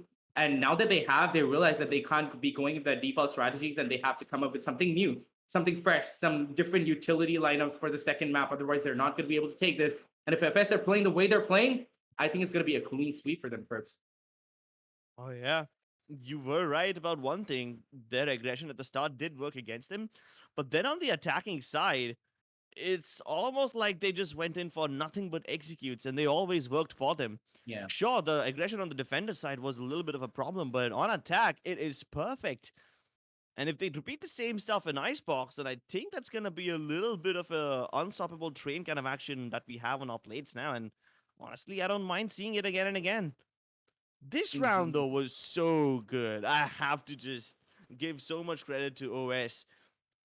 They anticipated the fallback from Team FS and they used the Rolling Thunder to catch the mid transition. Send the jet from B while the other people assault A, and you just pinch them from both the sides. It is such a disgusting way to win a round. There's no counter to it, especially not Mhm. with the amount of information that their opponents had. Exactly. And once you realize that once you understand how your opponents are going to be playing, and especially in an unpredictable manner, which FS is that's exactly what they're about. They're all about that unpredictable aggression. And once Outset caught on to that, they realized that a few sites were always going to be empty because FS was going to be putting more of the resources onto either one of those three sites. And they just capitalized on that and it worked out for them in a few rounds. But FS, they were quick to adapt. And in the game of Valorant, like we covered already, it's all about adaptability and all about how instantly deal with a situation. And FS, they're a completely different team now from what I saw them in, from the way that I saw them in season one, and I'm loving them for it. Well, progress is definitely appreciated for the side of FS. I just hope Outset can keep up with it. You did mention Hmm. that history repeats itself in the most weird ways, and every time a team is able to win the map pick of some other team, then there is a good chance that this will go into a game three. And if it goes to Ascent, then this will be one of the most funniest brawls and one of the most entertaining ones too that we have Yeah. seen in a long time. And I'm kind of excited for that. Honestly, I low key wanted to see the map of Breeze come into play because I'm really curious to see how FS or Outset would perform in the map of Breeze. Because these two teams there, I don't think that they're that used to this particular map. I'm pretty sure that most of the teams aren't. But that's the thing. I really love to see aggressive teams play on the map of Breeze because there's so much space to work around with and so much possibilities for just bringing it down to raw aim. And it would have been a really interesting maps. But I guess we're gonna have to settle for Icebox, and that Icebox map has to be set up, ladies and gentlemen, which we will do in a matter of a few moments, and we will be right back. So don't go anywhere. Grab your few cans of Red Bull, and we will be right back.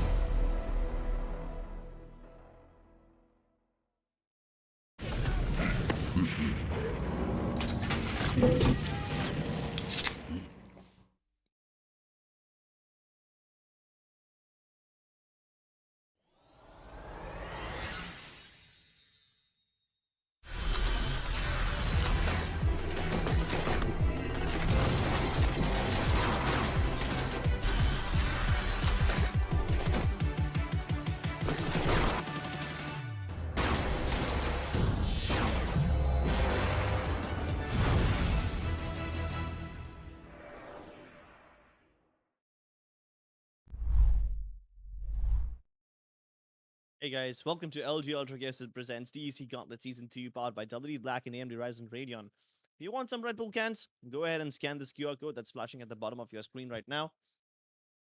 I've got mine right here. Oops, I dropped my phone. No problem. I don't care about the phones. I care about the games more. Let's get it underway, ladies and gentlemen. Let's start with the second map. Yep. And the second map is going to be Icebox. The first map was kind of a beatdown, Perps 13-5. In the beginning, I had a little bit of a hope for Outset, but FS, they showed us what they're made of. And honestly, that logo styling really works out well for them because that's how aggressive they are. It's just like that aggressive styling of that logo. And the best part about FS is that they've become adaptable. In the beginning, like I've always seen them aggressing. And now, since they've started adapting and becoming a little more passive towards the middle part of the round, they always manage to come back. And to be honest, it's kind of good that they can do both sides of the spectrum, but I don't really think that the best way to tackle the beginning part of the entire matchup is to show it out by aggression. But I guess whatever works for you, right? I'm glad that FS are starting on the attacking side this time around. They were very potent on attack in Haven. Their aggression was almost unstoppable. And sure, they were aggressive in the defensive side too, but let's be honest, it was so much more potent in attack. And now that they will be starting off on the favorable side in Icebox, I think they can build off a really good lead. And then Outset will have to just play on the back lines later on during the game. Let's take a look at which agents these guys decide to go with. To be honest, Kerps, like we weren't gonna be able to give any prediction for the first map, but considering how we've seen these two teams duke it out against each other, do you think? I mean, honestly, I'm just gonna ask you outright, which team do you think is gonna be winning this map out? I'm still gonna side with FS. I know I picked Outset at the start, but Mm, I'm allowed to change. Am I not? Are you though? Really? Wasn't this the entire storyline? Wasn't this the arc that you were gonna be sticking with Outset? And we shall see Fine, who I'll will be stick with winning it them. out. I'll Good, stick with good, them. good. That's okay. Perfect. Looks like I'm gonna be the victor yet again because FS are just gonna be carrying me to glory because they're playing super well right now. And considering that this is the map of Icebox, which is gonna be favoring the attack side a little bit if you know how to use your utilities well. I think, like you said, FS is going to be getting a pretty good head start, and OS is going to be having to put in a lot of oil, back grease into the entire thing, have to pick up a lot of slack. Because against FS on the map of Icebox, I don't think that they're going to be having it very easy, or it's just going to be quite an ordeal for them. And I can only imagine how they're going to be working out the defense because the defense seems to be a little bit better for them. But on the attack side, I'm a little bit dubious as to what they're going to be pulling off. But right now, we're going to be seeing our normal default Icebox picks from both sides: a Sage, a Viper, a Sova, a Killjoy, and a Jet. And it's going to be almost identical for the side of FS. Actually, it's identical for the side of FS too.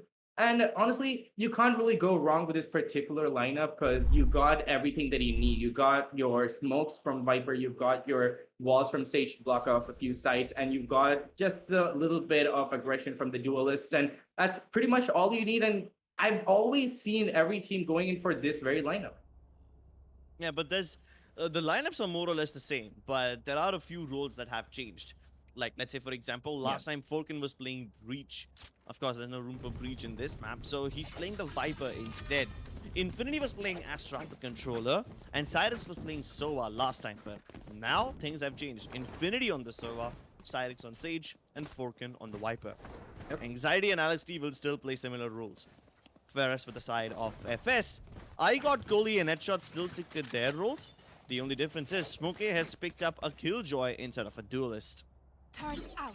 And to be honest, I feel like Smokey is going to be better off on the Killjoy than on the Phoenix, but we shall see because the game is about to start and we're going to be hopping straight into that. But yeah, like I said, I feel like Smokey is going to be a little bit better on the Killjoy because he's going to have a little more to work on, but I know he's not going to have those flashes, but he is going to be having the nanostorms and the turret to go and help him out with those duels that he's going to be taking. And he is primarily a duelist, and I really feel that turret helps him out in the long run. But we shall see in due time. And as is the default, we're going to be seeing the attackers, just testing the waters out on the A site and a little bit down on mid. And for the first time, I'm seeing one of these teams going in for a little bit of a split play on the first round. And IGOD, being the aggressor that he is, goes in and gets an easy kill, and nobody's even going to be reacting. Why did Forkin not peek? He could have easily traded alongside Cyrix. He was in a great position too. He could have helped him out, but he just did not act. And Because of that, there's no trades available now. 4 versus 5 situation as I got falls back from A, and he's now looking to catch anyone who's rotating via the tube. And he will not be able to catch Anxiety, but Coley will do it nonetheless. They only lose 1 player in the process. And now the B side is being heavily contested, and IGOT is still not letting anyone cross. Spike planted. So the defense crumbles on B, and no backup arrives from A, which means this round is most likely going in the favor of FS unless Forkin can pull off a 20 HP clutch. He already got 2 kills, which he had no business getting, but this might just be a little difficult. And difficult it is going to be because Headshot is right there to take him down. But here's the thing, that initial aggression, that is something that Outset have to think about. They know that, FS is normally aggressive, but the other thing is they have to come in with quick retakes and they have to come in with quick fallbacks because you can't really fight an aggressor with an aggressor. I mean, you can, but it's going to be harder on the defense. So you really have to be falling back from the side, from whichever side that FS is going to be taking. And I feel like it's mostly going to be A. But somehow I feel like I see that FS is going to be going in for a B take this time around because I normally see people going in for a site that they're comfy with, and A seems to be the better bet. But look at this. IGOT is going to be aggressing yet again, and Alexi is going to be trying to fend him off, and he now knows that he can't be fighting aggression with aggression. Falls back, calls it for backup. The backup is going to be coming in any time now. The Viper wall has come in, and look at that boost coming in from Sage over there to get the kills, and he does manage to trade it out. He manages to capitalize on that and takes out Alex C. 1 player down now for the count, and I feel like FS should be rotating in, but no, Coley makes quick work of Outset and takes everybody out. Smoka is going to be joining in for the fun, gets another kill, comes in with a flank and takes out Forkin. That was a really quick round, Chris, and something that Outset couldn't have gone up against because they didn't really have the guns to fight it out, and there were Spectres in the hands of FS. But here comes the fun bit, the juicy bit, if I might add. We're going to be seeing Vandals in everybody's hands on the side of Outset, and now I'm pretty sure we're going to be seeing much more of a passive playstyle, and I think that they're going to leave mid alone, and they're going to be stacking mostly on B and A. I feel like they should be stacking a little bit more in B. Might work out for them in the long run, but we shall see. So far, they've got 4 people on A, which is good considering the spike is headed in that direction, but this is just a round start. Things might change later on. A tiny gap in the poison cloud. Anxiety let them both bust, and he's about to murder them both in cold blood. Very good trigger discipline from Anxiety, and that's what gives them the advantage. Yeah, that smoke cloud placement, it's a little off. Alex Lee also just hitting all the shots with his Vandal. And I hope that Coley realizes that. We noticed this problem in round 1 as well, but luckily it wasn't punished in round 2. And round 3 it turns out to be a big problem. So I hope that poison cloud placement becomes better so that it covers both boiler and under tube. Ooh, and not just that, that was a really good gamble coming in from Outset over there. They were like, you know what, we'll just let, stack on A, we'll push them back, and if it's going to be a B take, it's going to be an easier retake. And they're not wrong, it's an easier retake if you're going to be going into B because you have more space to work around with. And if you have more people alive towards the end of the round, it's going to be working out for you that much better. And I feel like Outset should be sticking with this, because if they don't, FS is going to be making short work of them. And so far, so good. Outset seems to be putting their best foot forward, and it's working out for them. But now they've gone in for the default setup, and they've gone in for a 2-1-2 formation. I don't think it's going to be working out for them that well, because we're going to be seeing another push coming into A side from FS. But there are 3 players to defend the side, and it might just work out in their favor, but I'm not really sure.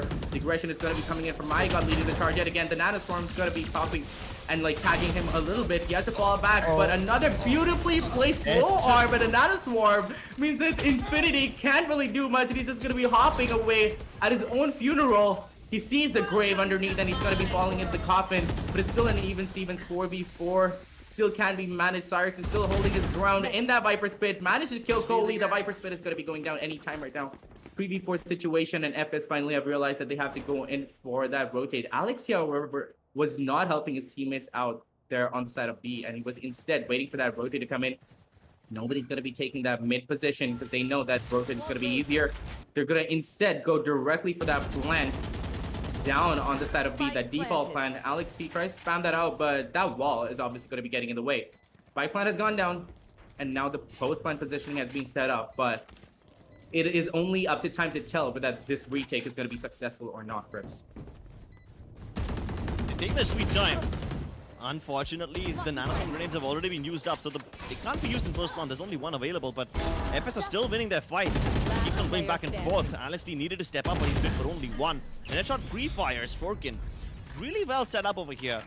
First of all, I have to admit the creativity of FS and their utility. Infinity couldn't do anything. The poor guy was trapped. He can feel himself dying, not just in the game, but in his own heart as well. Yep. And that's the worst part. You can do nothing to save yourself. You're slow, you're burning in that nanoswarm, it's chipping away at your HP, and you just feel like killing yourself in real life at that point. And I love the way how also, after losing 2 players, after losing the Viper's Pit, FS were able to fall back to the B side, get to there without any problems, and OS did not just respond at all. They never really anticipated the, the fallback and the rotation. So FS were able to get a clean slate at the B side. Honestly, once again a full stack on the A side, and there's like 4 people over there. But Headshot already turns it into a 3v4. I'm sorry, 4v5. Trades going back and forth from fights, but Forkin has gone undetected. He still lives, and he might just catch some people off guard, but Coley says no. Oh, Anxiety got double peeked over there. He had to fall back and stack those angles together, but Etra on top, you never really anticipate that. Oh, he touched in the wrong direction. That is just unfortunate there, right there, Trips. And honestly, Alex C, again, he's going to be crying in his grave, just like Cyrex was when he was slowed down and that nanostorm came beneath his feet. But the aggression is what FS is good at. And honestly, if you're going to be putting that aggression up with good aim and good utility usage, there's nothing that can stop you. And right now, looks like Outset is just not enough to stop FS. And they have to put in a lot of work on the second half where they're going to be on the attack side. That is probably the only time or the only side where they can take FS, but they have to get a few rounds in here, Chris. Otherwise, it's not looking good for them. FS running away on a rather unprecedented streak right now. MST has his blade stall, but this is just a regular fast beat push. There's not much that OS can do to stop it. It was mostly uncontested. They can try to go for the mid crunch and maybe kill off the lurker in the form of Smoke K, but still it's a 4v4 and it doesn't really give them an advantage of sorts. Yep, Igor trying to take out Cyrex, peeks out at the wrong time, and Forkin is there to back his buddy up, get that kill for him. But Coley is not going to be having any of that. The Viper utilities are going to be coming out from the side of FS, and that is helping Coley out a lot. Cyrex, the last one left to clutch things out, but his aim seems to be true, and he edge shot. But B2, there with that amazing Phantom, I'm not really sure what it's called, but he's there with that, and he's just going to be vibing to the music as he finishes the last pair off and dances to the sound of his death, in fact. There it is. Yeah, basically turns Icebox into a little nightclub of that kind. Yeah. Is it just me, or wouldn't that finisher music have been better with those, the Coffin Guys music? Oh, yeah, that would have been great. I would have vibed that. But yeah, B2 is going to be vibing to it anyway, and looks like 5 rounds is so quickly coming into the hands of FS, and they're looking to take more trips. Ooh. And to start things off, Cyrex, on the other hand, is going to be getting a beautiful headshot on Igot, but he shouldn't have been that far in, and Coley is not going to let him have it, and he's just going to let him have it, to be honest, and get that kill for him. And now the attacker kill chart lockdown is going to be coming in. B2 picks up Igot, brings it back to a 3v5, and Outset, they're not looking that good. They're facing dire straits yet again. Smoke gets another kill for him. 2v5 situation Crips, and Outset, this round is as good as done. How stubborn are FS? Like, they don't care at all. They have a Viper's Pit to block them. There's a reason that Forkin put up the Viper's Pit. It's to discourage them from coming towards the ace side. But no, what do FS do in return? Coley commits his own Viper's Pit. Like, you fight poison with poison, you fight fire with fire, and when everyone's running low on health, when everyone is in each other's Viper's Pits, when the whole world is on 1 HP, this turns into one of those insta-gib death matches from Quake. Yeah, indeed. 1 shot and 1 kill. Yeah, your aim has to be true, otherwise you're going to be the one going down first. Toxins going up. But yeah, you know what? FS seems like that one gnarly monster that will just not give up. They go in no matter what and get those kills for them. But speaking of kills, Outset, they've stepped up with those sheriffs and they know that their aim is true. They get 2 kills for themselves just with sheriffs, but now the retake has to come up because they couldn't hold back the site for that long first. Scanning ahead. The Hunter's Fury could have caught them off guard because they were revealed, but now FS, look at how desperate they are to pick up those fights. Finally, OS will put their mistakes and punish them, but he's about to stack his ankles together. Could have been a 1v3 if they all lined up for him, but unfortunately, OS are not going to go down without a fight, and this time they're the ones to turn it into an Indeed, and again, they're going to be that much happier for it. That is going to be the second round coming into play for them. So that's a little bit of progress, not that much, but now I hope they've understood how to counter FS, and I'm pretty sure FS is going to be going in for an A take right now because B hasn't worked out for them. But that's the thing, they are relentless. They don't stop, or they don't let anyone, you know, get in their way. They're kind of like this. That's what I was trying to say. They're kind of like this gnarly monster. They're not even like one of those teams that have a little bit of fun, you know, like you see them going in super aggressive. They get a few kills and they start beaming. But no, these guys mean business. They go in, they get the kill, they go in for the next. They don't stop. They just keep going. They keep getting those kills. And it's so impressive to see, Cribs. But can they chain rounds together? It's not been a very good game for the side of OS so far, and given how low LXD is and how unfortunate Infinity is, I don't really blame them either. I got a little too overzealous. Thought he would be able to take down LXD, but did not anticipate Morgan to be there. But hey, this very creative wall from B2 will stop anyone from coming in from screens. LXD, who's already in the site along with Forkan, might just be able to change things up, but I don't think they will let anyone else through. Finally, B2's has been put to an end, and maybe this lockdown can stop things. But they don't need to worry about the lockdown because they've got the lineups for the post plant, and that should be good enough. Plus, the spike is planted for them. Oh no. Will he be able to get it? Nope. Coley burns him alive, but at least half the defuse is done. So they only need to stick the other half. If one of the healthier players is able to stick to defuse right now, they might just have been able to do it, but both of them are running low on HP, which means they can't tank the damage, and they will have to fall back. Indeed. That was a little bit of a manageable round. They could have pulled off a Hail Mary, but they didn't want to risk it. That's probably the wiser of the two choices, but Outset, they can't really, you know, take a lot of losses at this point. 2-7, that's not a good score at all. And even if they manage to bring it up to a 9-3, which, you know what, Universe was telling me yesterday, it's kind of like a cursed scoreline, because every time it comes to a 9-3, it always, you know, the tables always get turned. And if at least that happens, maybe a little bit of hope is left for Outset, but in my eyes right now, I don't really think that there's much hope left, and they have to step it up on the other half. Yeah, we always knew that FS are going to be very strong on their attacking side, but this time they're trying something new. For the very first time, they're going in via mid to B right at the start of the round. They've done this before, but a little late, but not so fast, and it turns into a 4v4. They will follow up with a little bit more tube aggression and trying to take this from both the sides, but LXD is prepared. Will another one go down? Coley's in the same position, and LXD knows about this one. If he peeks right now, looking towards iGod, he might just be surprised if Coley wide swings him. But they have dropped the spike in a very inconvenient location, and recovering it is going to be a little difficult. No, he missed, and that was Coley's chance. Now that the Danger Man is out of this position, he can go ahead and recover the spike, but Infinity will punish Coley for overextending, and it's always FS dying to these overextensions. We saw it in the last round as well. Happens this time. It's like an old record that keeps on playing again and again.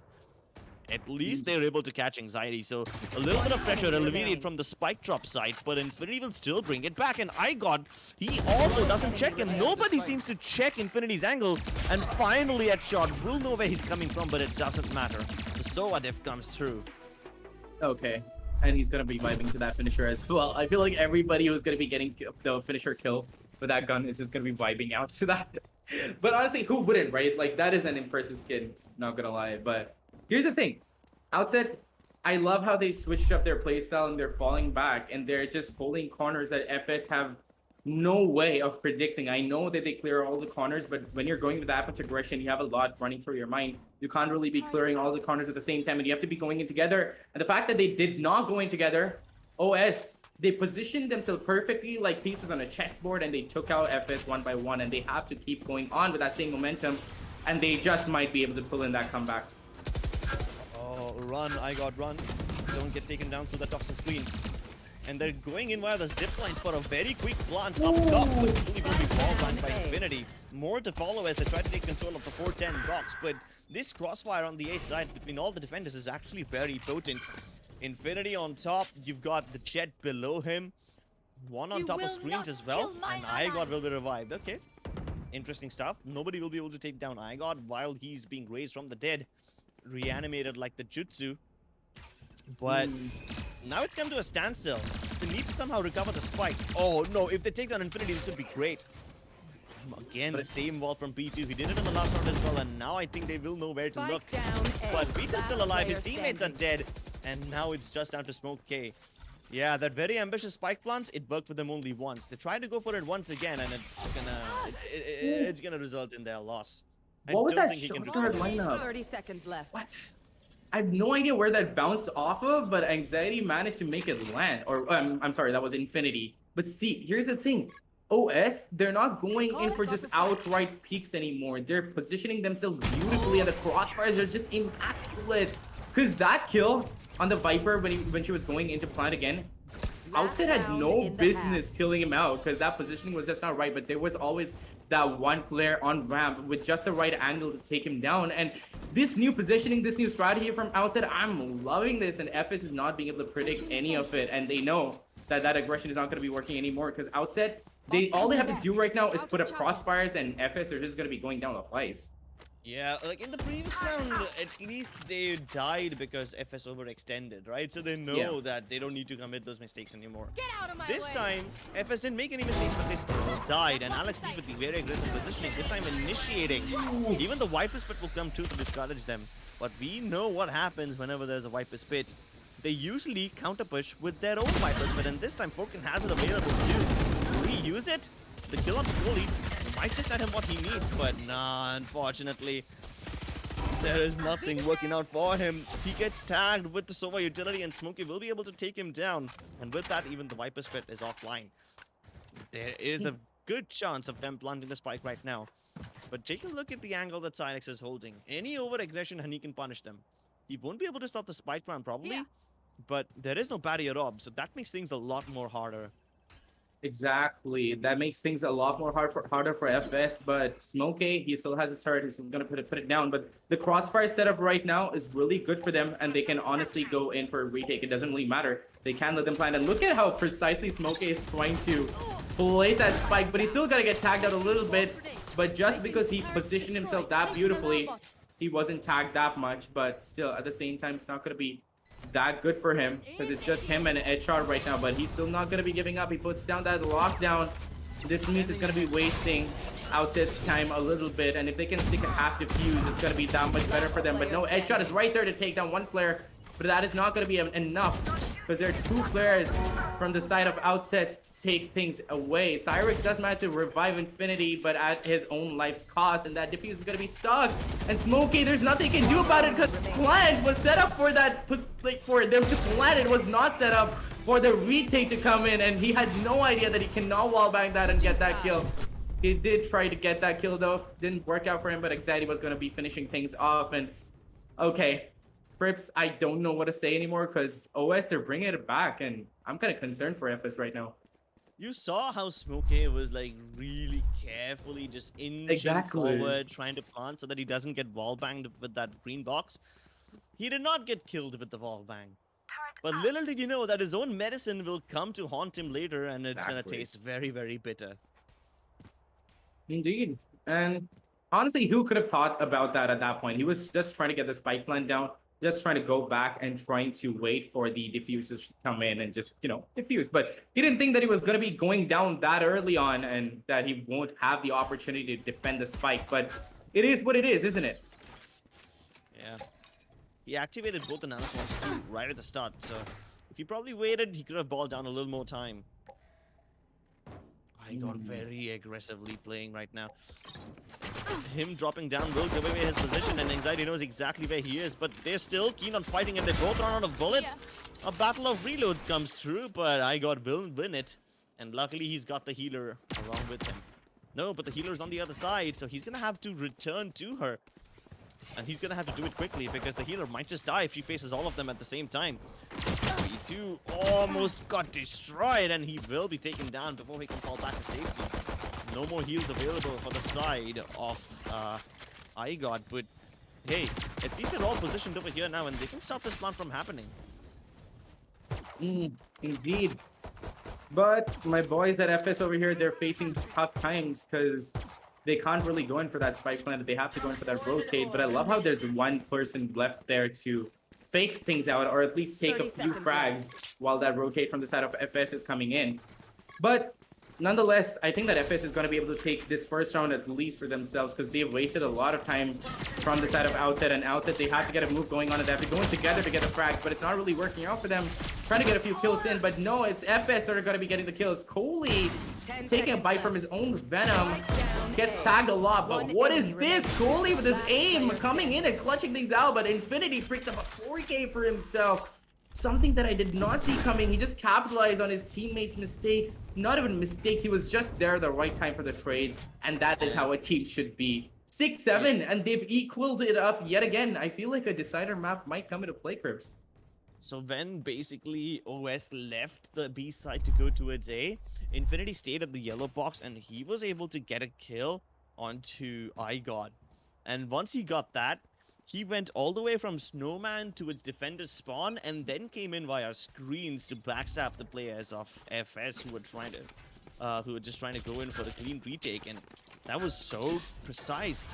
He almost baited his own teammates, you can say that, but hey, if the bait works, then it's a good bait. Yep. Shouldn't be salty at your teammates for doing that, but Look at like this. Orkin will be the one to initiate the battle. Initiate the battle is what something? Yeah, I'm not really sure why. Initiation was done by FS, but it wasn't a good initiation at that. Two people pushed in, and Outset took them out instantly, and it's all down to iGod now. The spike plan, coincidentally, has gone down on the side of B, and it should be an easier task for iGod to come in and stick that defuse. But the recon dart has come in, and his location has been revealed. Not much that he can do when there are 4 players with Spectres hunting him down, and obviously his nemesis Jet is going to be taking him down. 7-7 right now, and Outset looking super strong, and they're giving FS a little bit of a taste of their own medicine with that aggression. Yeah, both the teams using similar strategies against each other. And so far, OS seems to have the deeper playbook. They're doing a lot of unique stuff.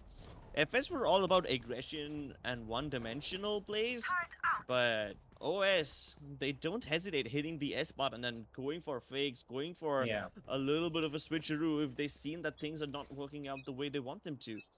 So that kind of flexibility is what allows OS to be the better team over here.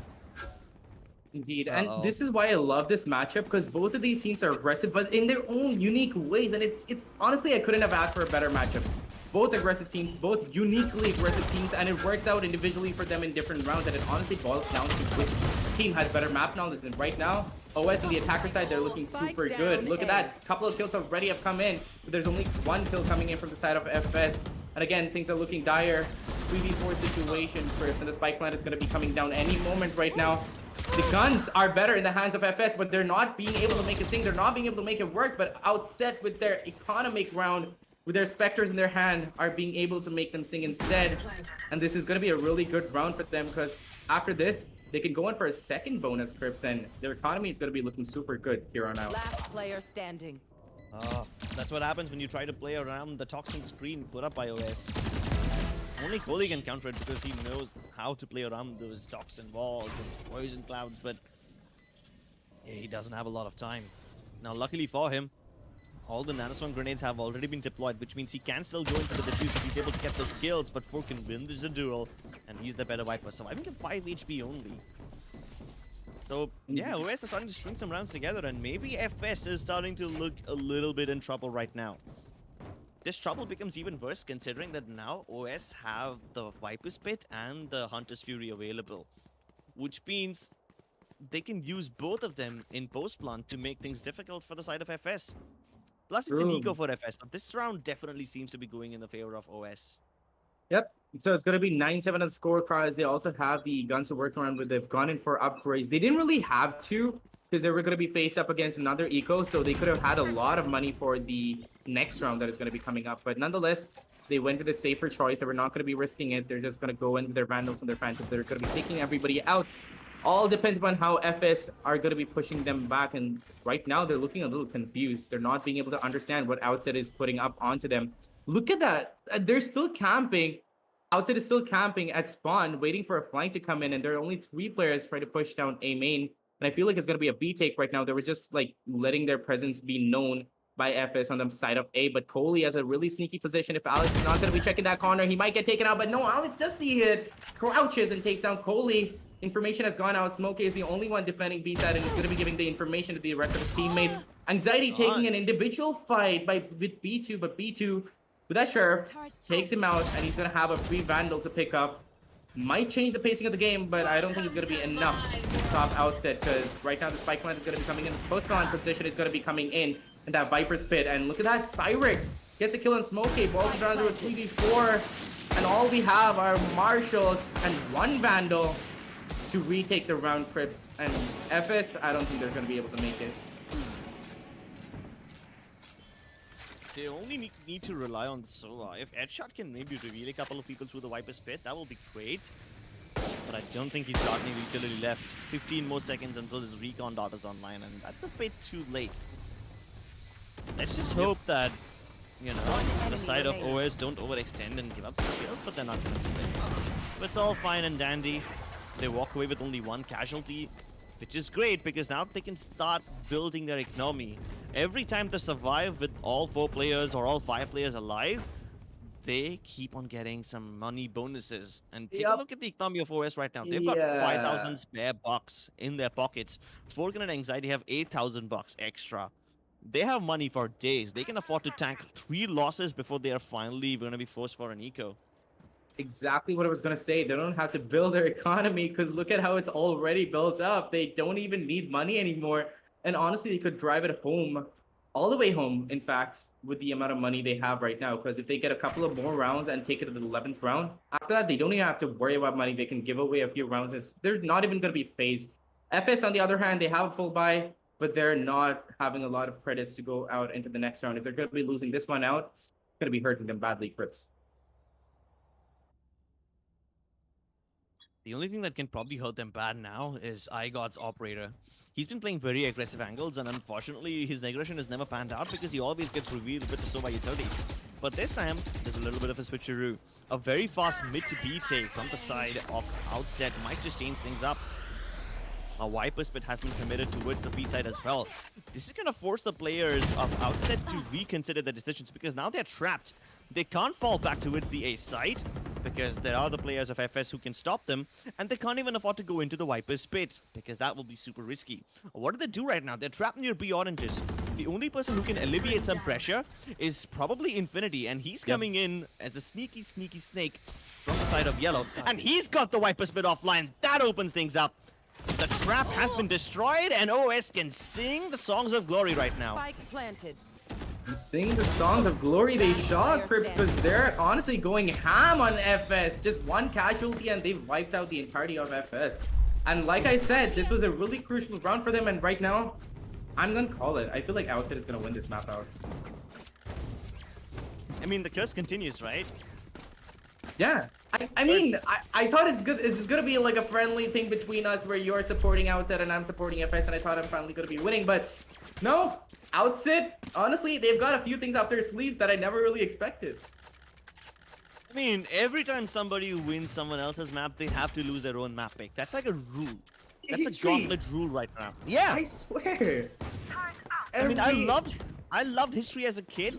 I hated maths and I loved history, but this is not the kind of history I wanted to see. Honestly, I swear, history, I never really believed in the concept of history repeating itself, but in the Gauntlet at least, I've gotten my fair share of experiences to know that it always does. Almost always, in fact, at least for the Gauntlet. But let's see if FS can turn things around, because they still have a chance. They still have a breathing room. They can pull things back together, but it's not looking that strong for them. And look at this, Alex T is just trying to take out Smokey, who's you know, with this classic trying to take a long range fight against a Vandal for some reason, for some very weird reason, and he realizes that that push is not going to be working out for him. It's going to be falling And back. both of them are healthy. Yeah, I don't even know what that entire gunplay was, but that was entertaining to say the least. But the only thing that FS can work around with right now is mind games and to see who is where. Edshot is going to be pulling out his Hunter's Fury to see who's where, but it's not going to be tagging anyone, so no information is being given out. But Alex C does manage to tag out the opponent's Jet. That is a little bit of damage done, but there have no kills. There have been no kills coming out, and now the rush and the execute is going to be coming in from Outset, and boy, I don't think FS is going to stand a chance with those puny little guns that they have. It was never supposed to be that round anyway. Yeah. Few Maybe kills at least. steal a Vandal. Yeah, Yeah. maybe steal a Vandal, save it for the next round or something like that. I totally thought he could be cheeky behind that toxin screen, but the moment it goes down, he's gonna get peeked by 2 people.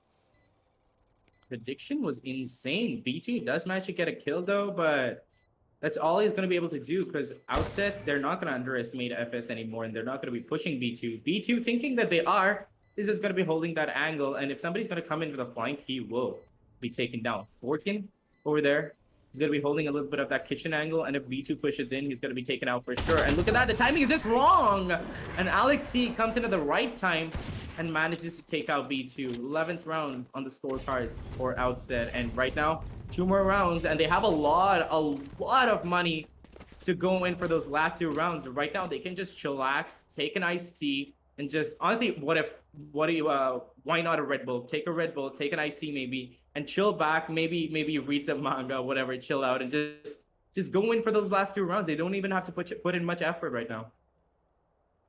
I don't know if they need to read manga. They're already reading their opponents like an open book. True. Yeah.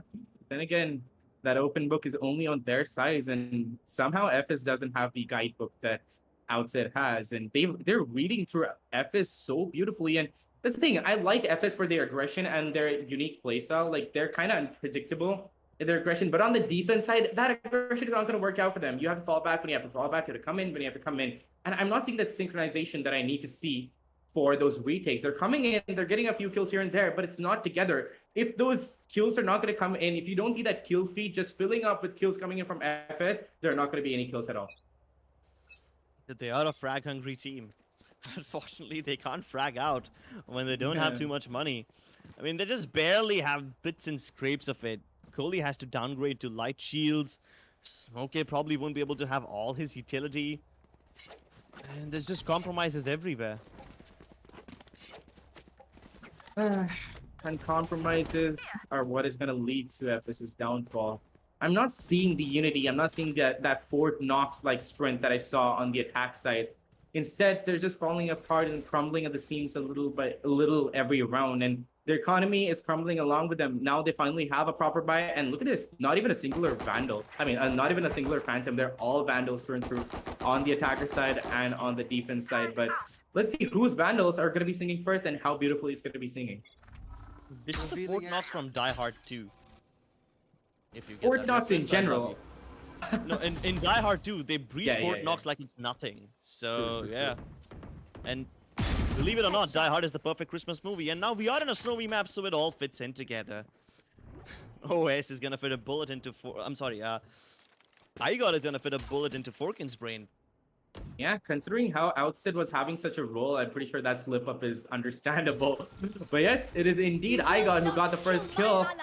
But Outset, they're not going to be having any of that naughty business. They're going to be picking up 410 and they're going to be calling him back into the battlefield. And now that execute is going to be coming in, Anxiety puts in his lockdown, and his teammates, his buddy boys are there to back him right up. Nanoswarms at the weak spots so that nobody can survive that lockdown. And IGOD obviously isn't going to be, because Anxiety positions himself beautifully, gets that kill, and is going to be going in with his teammates. But look at the aggression they're going in with. Look at the coordination and the crossfires they've set up. But no, they're going to fall back at the wrong time, and they've left Cyrix completely alone, and the opponent, the opposing lockdown is going to be coming in, but that isn't going to matter because Alex is going to be shutting him down.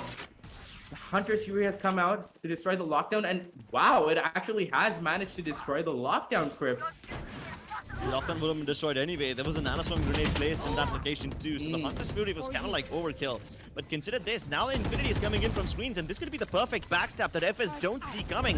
And he's about to execute all of them. Coley got taken down, and he regroups with his teammates. So now there's trading potential available, but the moment I say that, Infinity extends and gives up his life. No problem though, the spike will still be detonated. OS are already out of here, and they can smell victory. At least in this Indeed. map, they can smell Ascent right now. True. And honestly, that was just like a really good, really well-timed flying coming in from Infinity over there. It wasn't trying to get kills, it was just trying to distract them, and he did distract them enough for that spike plan to go off. And now, Crips, we're at match point, and I'm going to safely say that Outset has won this map out.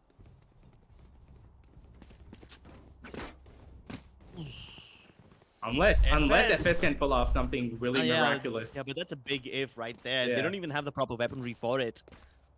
And just a bunch of Spectres along with some Vandals. Yeah, they're compromising on their weapons so that they can have the utility. Yeah. And they're not even being able to push Outset back. Like, that's the thing. The aggression coming from Outset is so much. And FS, being the aggressor gods that they are, they're not being able to understand why another team is aggressing on them and not being afraid of their own aggression. And this is just something that they cannot comprehend, and they're not being able to counter it. And Outset, they're just taking the fullest advantage of it and getting praise, they're getting kills, and they're just making it work. Smokey, however, is going to make his Vandal sing, gets a couple of kills, and he's going to be taken down by Infinity. But that is good damage done to Outset. And finally, I feel like Outset is like letting it slip a little bit, but look at how far Jet has gone all the way into B side. Infinity has to go and back him up because B side is going to be cleared by Jet, and I feel like a flank is going to be coming in at any point. He's just clearing out corners over there.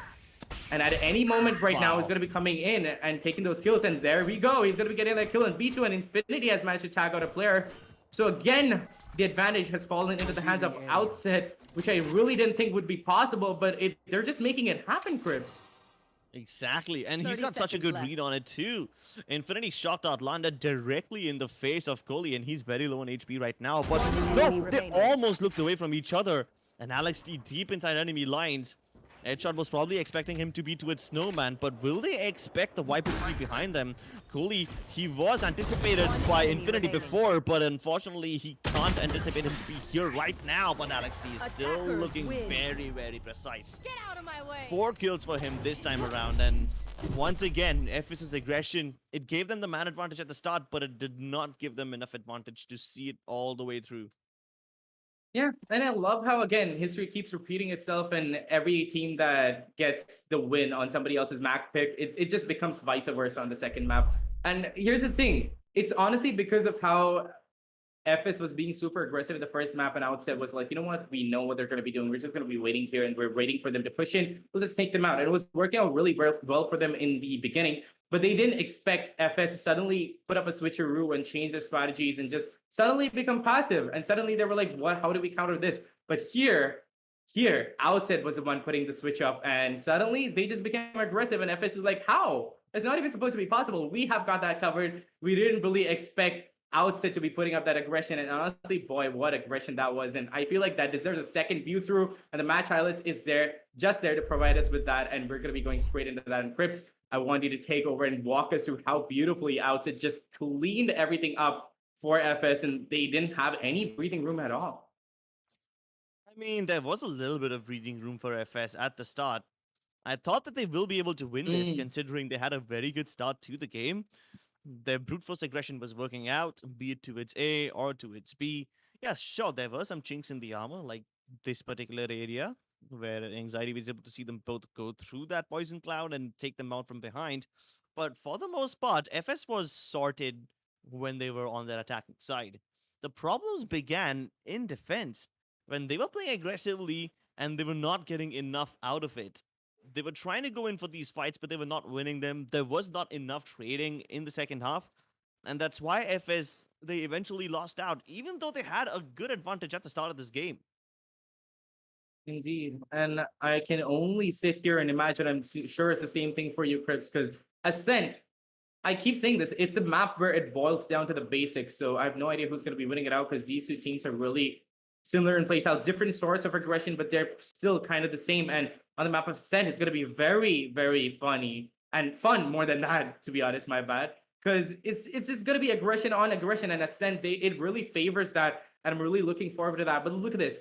This is where things started getting really dire for FS. That was the first round for the side of Outset to be winning it out, and they were not being able to put up that much of an effort or that much of a show on the side of the defense. But when it came into the attacker side, and when they went in for the switch up and they realized that FS is only going to be aggressive this round, or like not perfectly passive if they're being passive at all, all they had to do was set up proper crossfires, and they set up proper crossfires. They got one kill, but they never got too greedy. They fell back at the right time. Whenever somebody was there on B holding it down alone, they always would go in for a first few shots. If they would miss it, they would fall back. They would get it, they would still fall back. And that is where Outset started getting it all back, because they were not over aggressing and they were not giving FS any opportunity to, get the kills or get the frags that they're so accustomed to getting.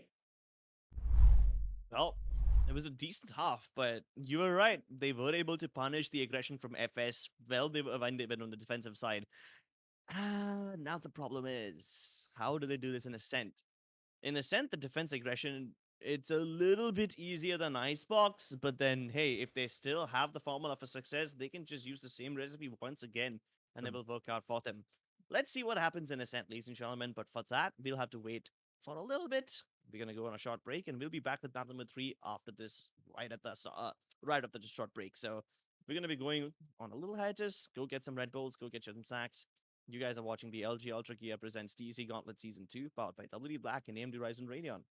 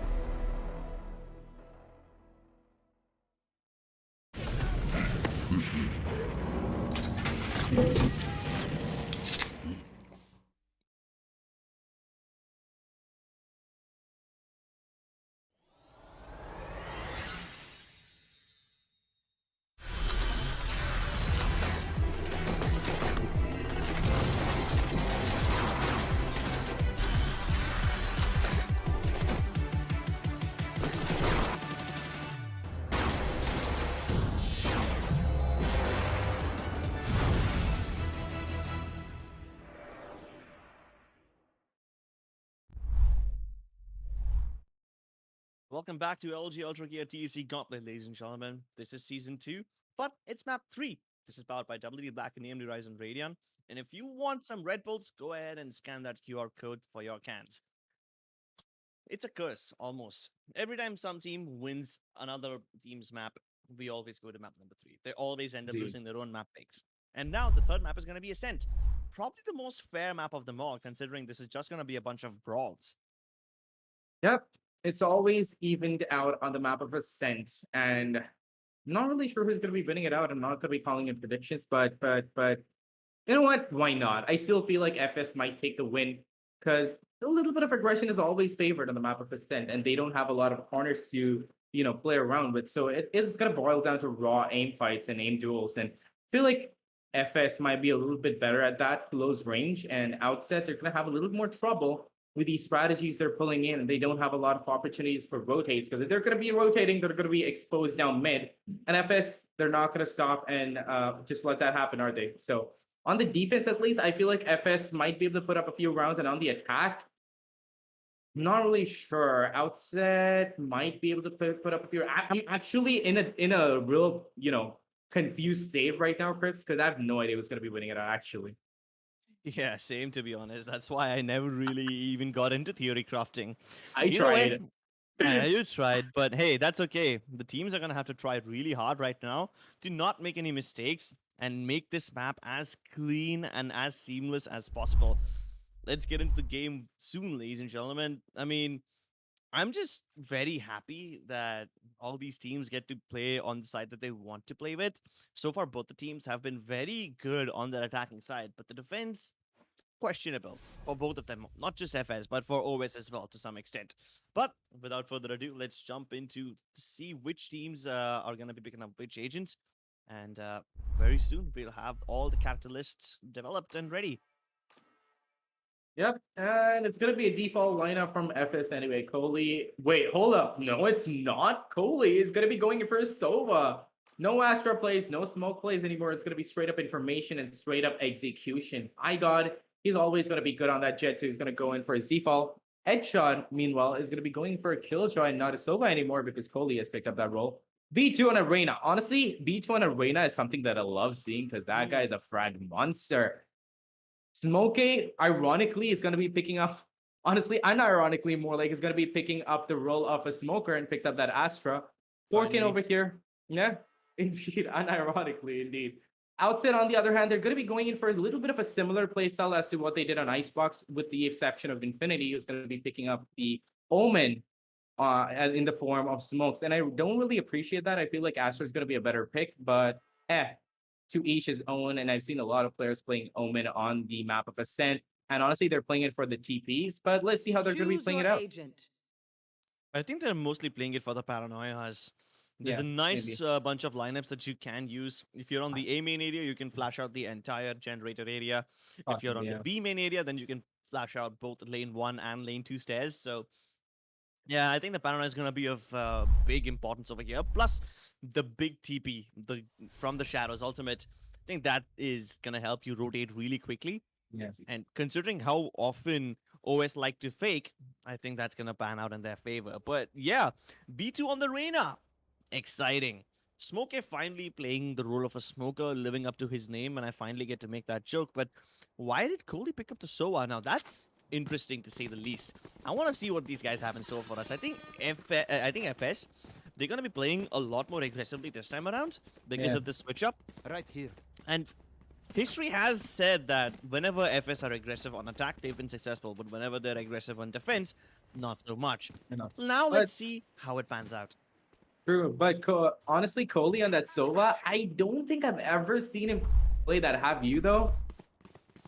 Not that I recall. That's why I said this is unexpected. I mean, it was unexpected, but I'm just trying to recall one match where Coley has played a solo, and I don't think I've seen any.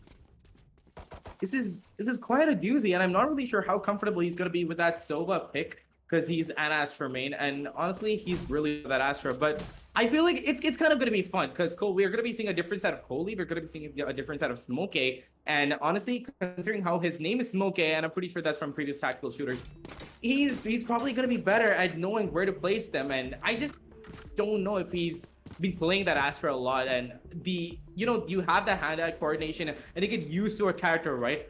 I hope that these guys have it down. Yeah, I hope the comfort zone favors them this time around. OS are definitely playing to their comfort zones. Anxiety back on the stage like always, Cyrex on the Sova, and Falcon playing his signature Killjoy. Oh, counter paranoia, that's gonna force FS back, but luckily no casualties. Just a little bit of damage dealt, but hey, that's completely fine. Once he can go ahead. The burst shots of Classic are gonna be of big importance over here. They're firing shots in the dark just so that they can set up a bait. It's Anxiety whose position could have been of crucial importance, but no, the moment they push through the dark cover, it's gonna be a flurry of frags, and when the dust settles, the defenders will have the advantage. Yep. The advantage is going to be carrying them through for this round at least, and look at B2 nicely, cozily positioned up B lobby, and he could honestly take somebody by surprise, but I don't really think Outset is going to be letting him have it, so that element of surprise is there for him, but I don't really think that's enough because it's still a 3v4. I know it's still a manageable position, but FS, they're not looking at their backs, and if any push is going to be coming in from short right now, they're going to be able to get those frags in. But look at this. Forkin, good positioning. Few right clicks, and he should be getting a singular kill at least, but there are two players, and he can't really pull it off. It's taken out by Smokey. 2v3, even Stevens right now. The smokes are going to be coming in from Smoke himself. And Alex, he's hungry for kills. He wants those kills to come through, and he's going to be getting one, but no, Anxiety is going to be stealing that kill instead. And it's going to be bringing it to a 2v3. The spike plant is going to be coming in with not a lot of time to play around with, but now the retake situation has been set up. But it's a 2v3, and a retake on B side is not that hard when you're going to be pushing in from both sides, Grips. drone to let them follow. This might just make them vulnerable to a bunch of wall banks, but they've taken off anxiety and now they'll have to worry about being counter-pushed. This could change things up. Might just buy them some time too. But the bunch of classic shots coming out from Smokey are ridiculous, and he's on the verge of an ace. Jumps and gets it. That's the way to step up for your team. And now you know why he's comfortable with the Astra. Indeed. But then again, we haven't seen him put up a lot of utilities. We just saw one smoke, so it's a little too quick to judge Crips.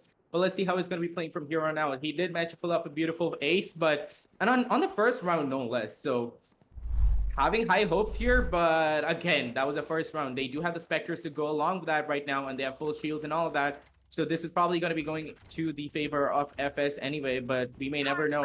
Outset has surprised us with their share of plays before, and they may surprise us yet again. They have a Marshall as well. Cyrix and Brogan to play very close angles on the B side. So they've put up all the firepower towards mid and towards a short region. The one region where they expect FS to come in from. That's what they did last time around. They took control of mid first using Catwalk. And if they run into these weapons over here, this might just help them out quite a lot. But from the looks of things, what we can see before the barriers are put up, seems like it's going to be a full-blown A push, and there's only one classic to help them out over here. A smoke to delay them for a little bit, but it doesn't matter. They push through it nonetheless.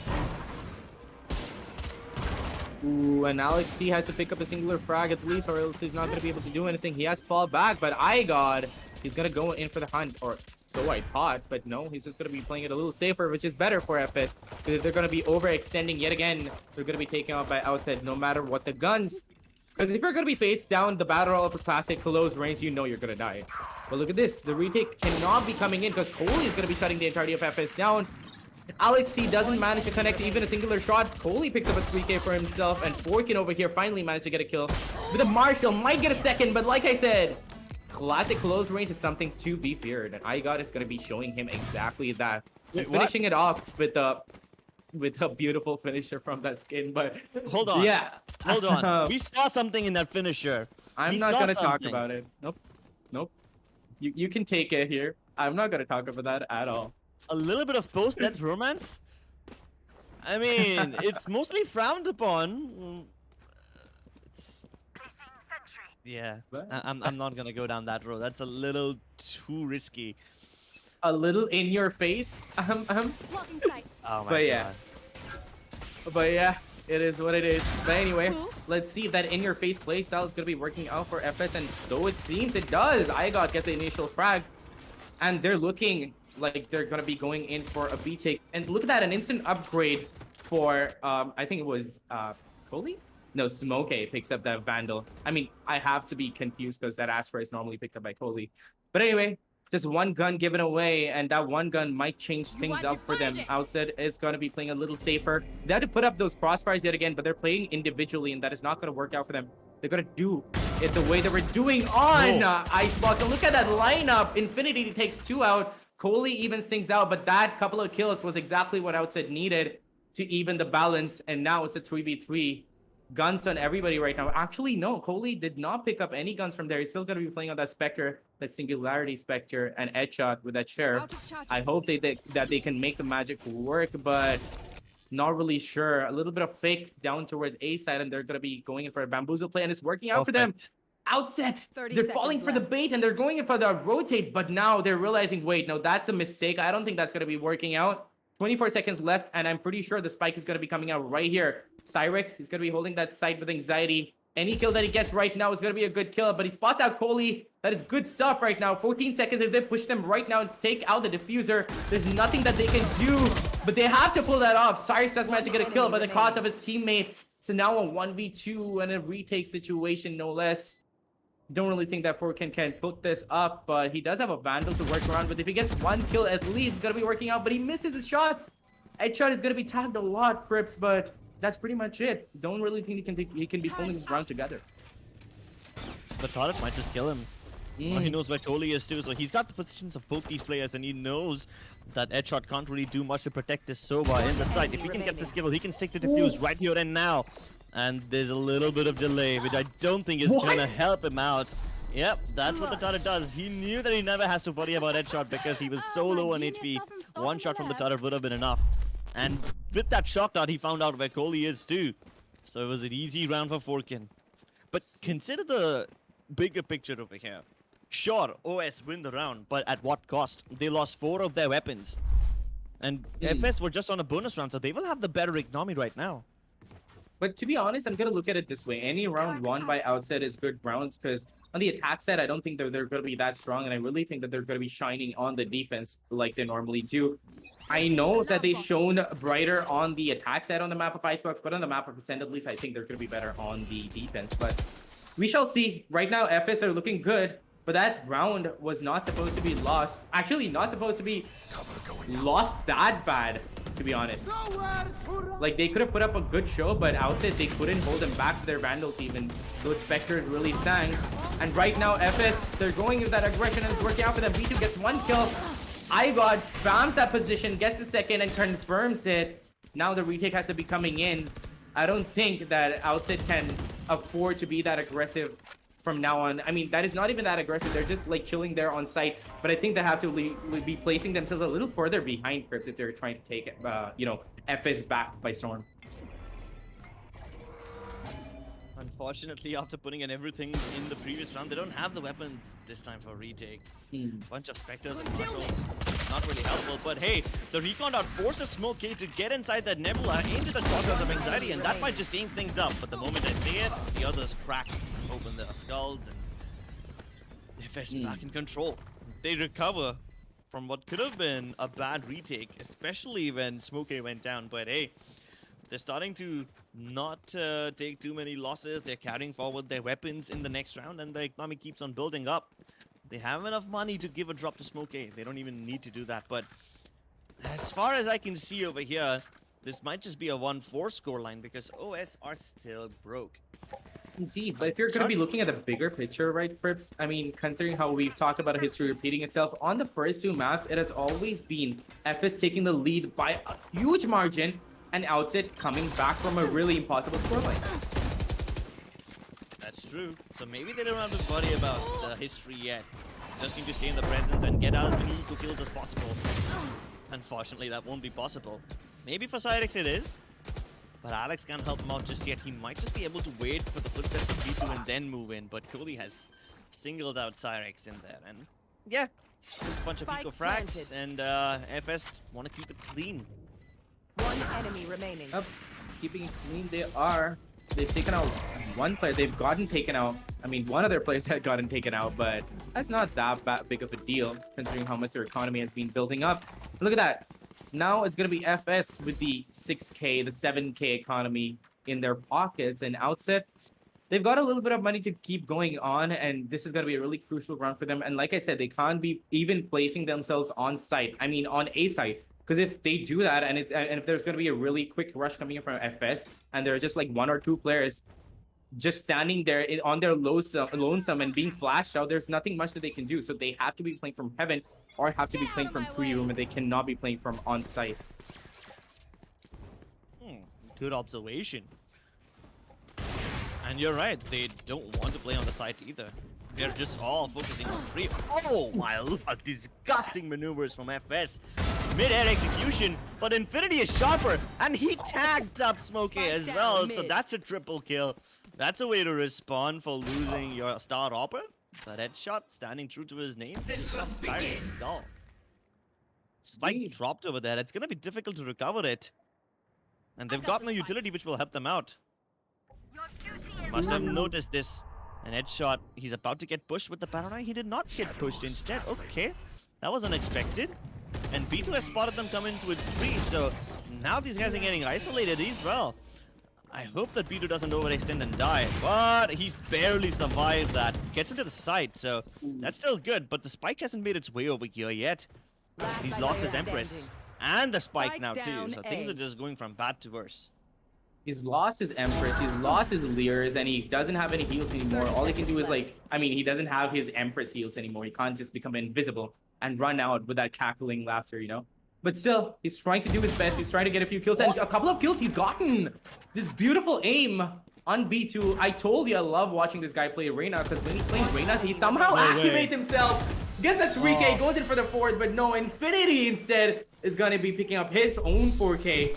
Because that shutdown at the beginning of the round, Infinity, honestly, is the clutch god for this round. He honestly came in clutch for his entire team. And if he didn't get that spray down at the beginning and the third kill on top of that, this round would have been a dire one for Outset. But look at that. Finally, 2-4. And their economy is slowly going to be building up from here on out. They've taken a lot of damage, and that is going to be forcing Forkin onto a judge. But I don't remember. I think I've seen Forkin play judges before, and he makes it count. And how is it that it's always the Killjoy player that always picks up the judge? Maybe something to do with the alarm bot making them vulnerable. Yeah. Good enough for Judge to kill him in one shot. Alarm bot, Nano Swarm, one judge, and you're down. And every time I see a Killjoy play a judge, I see 3K on the board always. So here's to hoping that we're going to be seeing some impressive plays from Forkin. They have 4 ultimates. This could be big. Oh, yeah. Actually, I didn't notice that. Funny that he mentioned it. I just gonna be calling it right now. This round has to be going into the favor Outset, and they have to be like building up their economy, right? So I feel like a lot of ultimates might come out and play right now. But given how aggressively OS have been playing towards a shot, I feel like if FS can stop them right then and there, like pick up frags against them from B link or top mid, I need a stop. that could just really destroy OS and all their momentum. And we have established that their site control is not that great, so those are the only points of fighting, near the catwalk area and near the mid area. That's the only place where they actually needed to save themselves and stay alive. What was that smoke coming in from iGod? Not really sure. Yeah. Probably the recon dart. I think he covered the recon dart of the smoke. Could have just taken it out, but he didn't want to give information, but he technically did by using that cloud burst. But look at this. Infinity and his buddy boy over here are pushed up in A main, and little do they know that tree room is being taken. Anxiety tries to take one kill, does not manage, but Infinity is going to be putting up with the slack and gets a kill around him anyway. Now he realizes that the rest of the teams are going to be pushing up tree room, and the callouts have come in. It's a 3v4 situation for, and it's not going to be an easy one for Outset right now because the site has been taken away by FS. Now if Alex team manages to get that shot, and that was a really critical shot that he needed to cover or like work out, but he couldn't, and that is going to be worse for Outset to take back the site because he's still going to be playing that operator. And look at this, look at the positioning by Igar right now. He's honestly playing with fire, and he's going back to the same position that an operator could easily take out. And look at this. 3v4 situation still, no kills coming out. Forkin could honestly pull off a miraculous play if he jumps out, but that crossfire is just immaculate by FS over there. They can't really do much, and iGod is going to be pushing right now. Gets a kill for himself, tries to get the second, but Cyrex going to be shutting him down. Right now, Outset are just trying to save their guns, but FS, they're not going to let them. Forkin with that operator, he cannot have that taken away from him. Whoa. And he's not gonna get a kill, but the second push is going to be coming in. He has to get the second, does manage to get the second. He's probably going to be going in for okay, he's going to be shutting him down, but at the same time, it's not that bad. FS still didn't get their kills, but those flicks, those were worth the watch. Yeah, they were worth the watch, but hey, at least they're able to pick up 4 kills, right? Sure, OS not able to win the round, but they're starting to keep the economy of FS a little humble. At one point, FS had like 5,000 spare bucks in the bank, and now they've only got 2,600 at max. 3,100 on headshot, so that's it. But Infinity could have played that round differently. He had the ultimate available as well. Maybe get 1 kill from A main and then fall back to join your team near defender spawn or something using your From the Shadows. That could have been done, but he decided to commit to the fight and he got triple beat. Yeah. Counter lockdown now. No Hunter's Fury available to stop it. No, wait, there is a Hunter's Fury, but they're not going to use it. Okay. Cyrex saving up that Hunter's Fury probably to use it in post plant, and now he uses it. This could be big if he manages to connect. Then all his team needs to do is use the distraction and move in while that's happening. But none of that happened. They used 2 of their ultimates. None of them pay any dividends, and they don't even have the weapons to make this work. I wouldn't say that. To be honest, that ultimate coming in from Infinity does mean that they have location. They have the location of strike. They know exactly where to strike, and that's exactly what they're going to be doing. A lot of damage given out by Outset, but FS, they're still going to be standing strong. But that damage on an eco round, it's not something that you see every day, Grips. I normally see like 1 or 2 kills maximum, but that was a very well coordinated strike by OS. Now, whether it's an eco or whether it's a full buy, one thing OS are doing is killing off the members of FS in quite large quantities. And that's going to force FS to reinvest in, that's going to keep their economy humble. But at this point in the half, when you're already 8 rounds down, yeah, I think the economic damage stops to matter and you need to put up some wins on the board. You need to get some digits. Exactly. That's exactly what Outset is trying to do. But yeah, Infinity is going to be going down. But no, he doesn't manage to go out without taking a kill and a second. His teammates, on the other hand, are going to be joining in. Forkin gets a kill for himself, and B2 is the only one remaining with his Empress. I see clutch is happening in Empress, but do you think it's that long of a task, that tall of a task, of an order, in fact, for B to clutch out this round? Oh, I think I spoke too soon. His aim is something that I've forgotten about, and they know. Outset know how good B2 is, and they're not going to be over-aggressing, but the information has been given out, but Anxiety steps out at the right time after taking out their orb and takes out B2 along with that orb. Puts up the third round for Outset. To be honest, Crips 3-6 is not that bad of a score, and I kind of consider this a little bit of an attacker-sided map, and Outset, they're looking pretty good right now. Honestly, I never expected the West to play this aggressively. They just decided to fight, literally just fight out mid. Infinity and Anxiety, both of them battling from the bottom. And then you have one more player peeking out from Catwalk. I believe that was Alex T. Sure, Alex T doesn't do much, but his teammates capitalize on the back of it, and Infinity steps up again and again. His spraydowns have been immaculate so far, and if OS keep on fighting FS like this, that will be great, because we have established that mid is the only place where they can do quite a lot of damage. No double tag, but at least they find out that they've lost control of mid so far. So, yeah, at this point, OS have an option on their hand. Do they stay and fight, or do they concede this area and go back to the sites? No matter what they do, they'll be losing members anyways, and there's no trading potential available. And Cyrex, I don't know how he did not get revealed, but finally Coley will destroy him. And with that, the B side is wide open. Yep, I'm pretty sure he did get revealed, but he chose to stay there because he knew that there was somebody waiting for him to jump out, and there was definitely somebody to take him out. Got taken out anyway. Here's the thing, it's still a 2v3, and okay, just as I'm saying that, it's going to be boiling down to 1v3. All up to Alex T to get the frags for himself, but no, he whiffs, and he doesn't have... And he has to reload, and Coley hears that. He's going to be like, you know what, you can chill and reload, but I'm going to be taken out anyway. E7 of the scorecards, but I was gonna like put up this pun about Infinity going to Infinity and beyond, but this round, I can't really say that. Well, P7, whatever advantage they managed to get in the previous round has been destroyed right now, and the only thing worse than losing rounds is losing a round right after winning one, because that destroys your economy. And look at this, they're back to just a bunch of sheriffs and judges. Forkin with the dodge this time on A, perfectly placed, and he's got a lot of members headed his way too.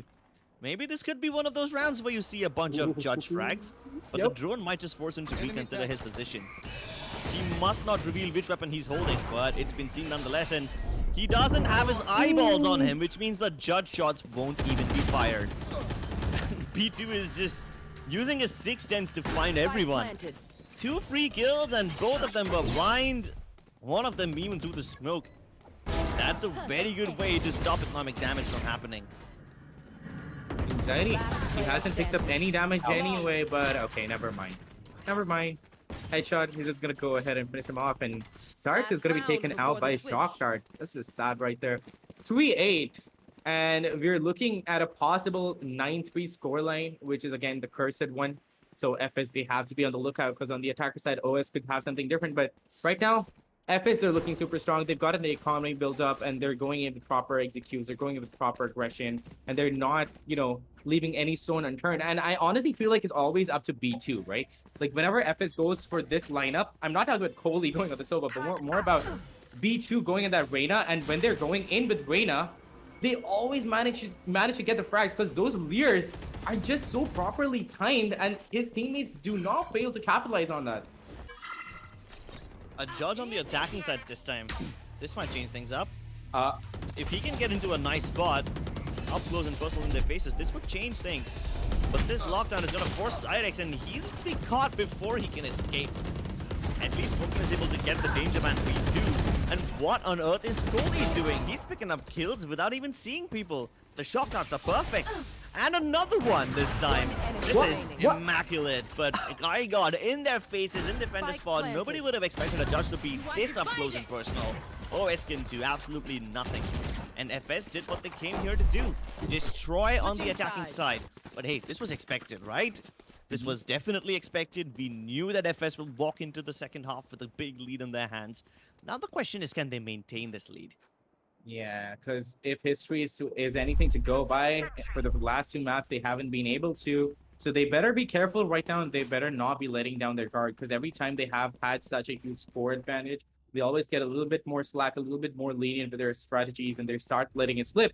And Outset always capitalizes on that. So they better not be doing it this time. And on the attack, Outset, they're not going to be letting it go that easy. And Ascend is a little bit attack side favored, so they might be able to pick up a lot of rounds for themselves, Curbs. That's what they will be hoping to do. Scanning ahead. Yep. Round start once again, and it's rather slow. They don't even move out of A main and top mid. They don't even show their faces. Okay, then. Not the kind of pace I expected from OS, but I think they're waiting for FS aggression.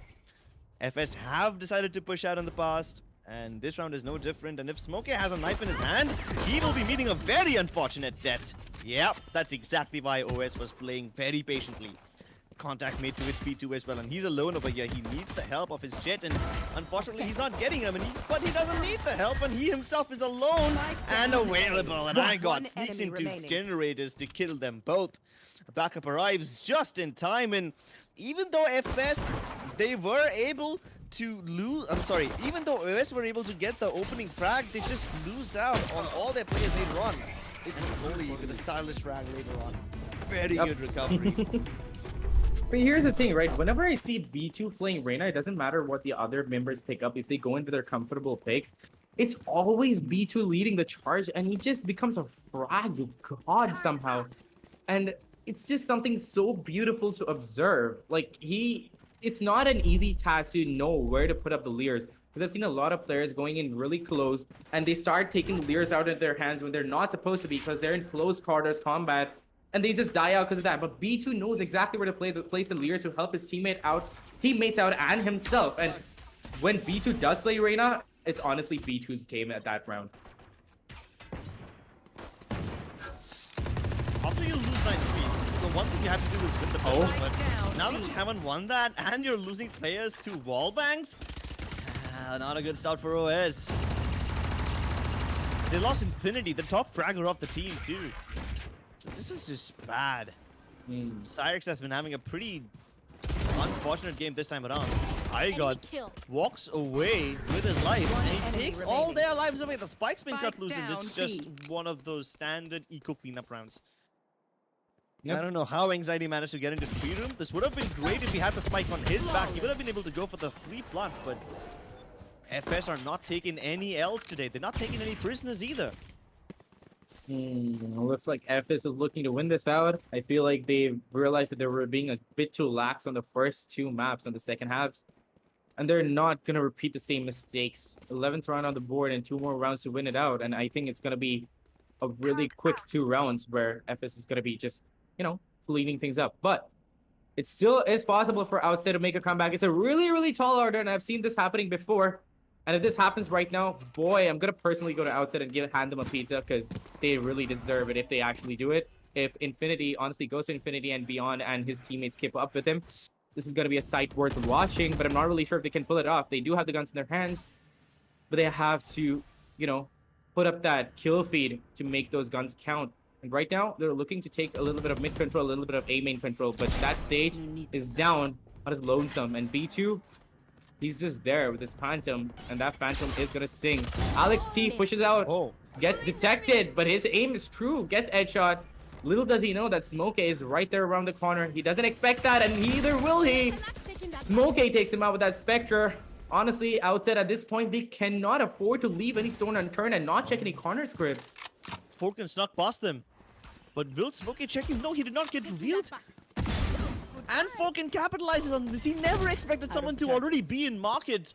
And with this, the man advantage has been neutralized.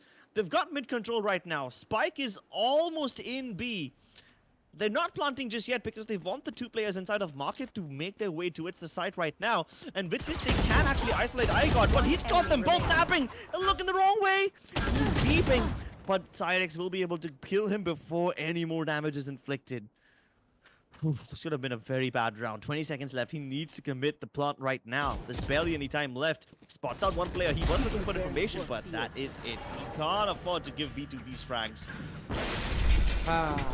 I thought Forkin's position towards Market, you know, the very sneaky push from him might have been game-changing. Yep. But then he says that he's the sneakier player. It's a battle of the ninjas right now. And the battle of the ninjas has all but come to an end, Crips, because it's 3-12 and there's no money in the hands of... Wait, actually they do. They have money. Oh, they're going to go in for Force Buy and pick up Spectres and a couple of Vandals for themselves with a half shield. Really risky buy, but there's nothing else that they can do, right? Go for it. Hail Mary. If it Operator works out comes for out them. as well.